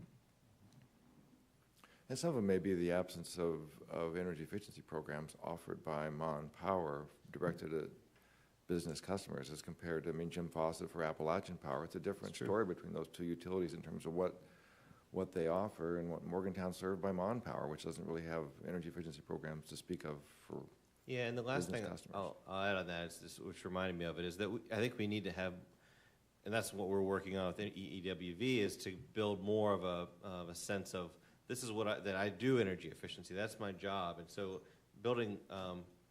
helping those businesses get off the ground. And Xavier, who was here earlier, started his own business in New Jersey from scratch in the early days of energy efficiency programs in the early 2000s, and he built it, sold it to a national company, and did well. So he's available. If there's folks that who are interested in making money off of energy efficiency, you should talk to him, because that's his job, is to help people do that. One final question from Hank Love. Do you think a radical change in West Virginia, like deregulation and providing energy choice, would be an option, allowing customers to choose from providers other than their incumbent utility? Is that feasible in West Virginia? I can't comment about the feasibility because I'm not down in Charleston every day talking to folks, but I can say it would be absolutely transformative and amazing in terms of how much renewable, how much we'd be able to get on the grid. And I think at the end of the day, that's what we need. Like, consumers are saying they want this, businesses are saying they want this, homeowners are saying they want this, and even if you don't live in a good house for solar, or if your roof can't hold it for whatever reason, you should be able to choose it. And when we do that, it'll be able to bring more production, more installation, ultimately more economic activity back in state from Ohio. I'm all about West Virginia. Any thoughts, Evan or Emmett, Walton, on that one? I think that the love fest between AEP and me would probably be over. They would be, they don't want that, and they got a lot of power. We had our bill.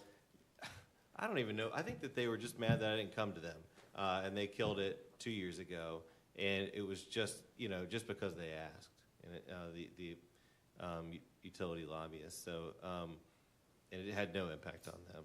But that was AEP? It was they work pretty closely together at the legislature. They got each other's backs, which is and the lobbyists are great people. They're nice people. I actually really like the First Energy folks. They're very down to earth, and the AEP folks are so cool. They're just really chill. Serious love fest. They are. Well, let's stop there. I want to wrap this up. Thanks to this panel, and I want to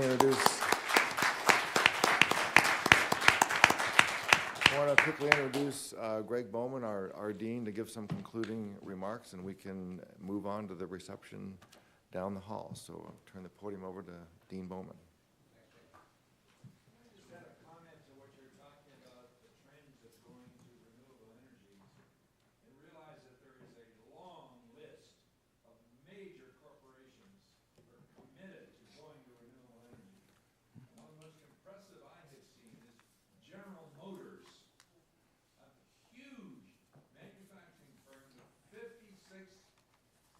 Facilities around the world has committed to renewable energy by 2050.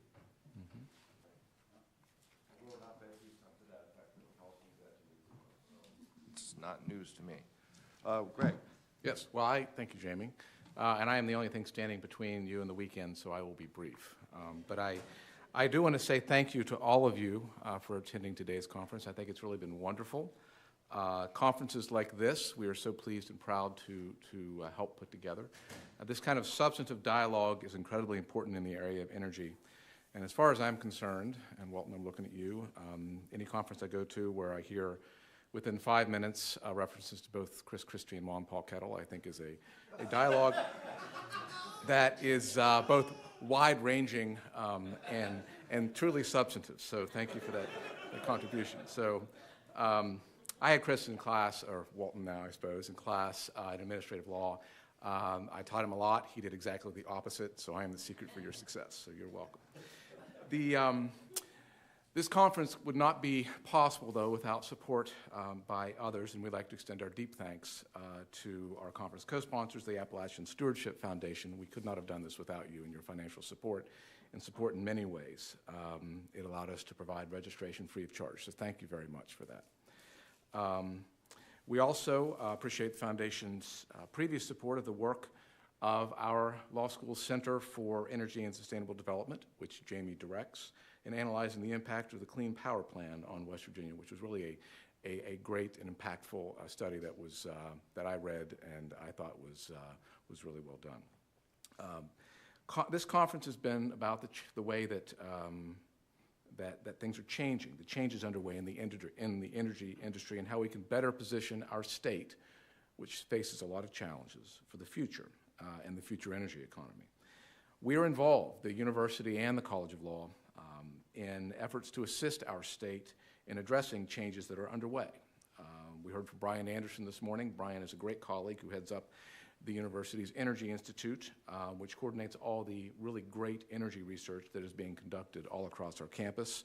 And on the policy side, our Center for Energy and Sustainable Development is involved in a number of fronts to help shape public policies in this state on energy and environmental issues. And two of the center's faculty members, Jamie and Josh Frichet, moderated panels earlier today, and Professor Pat McGinley was a panelist during the morning's opening session.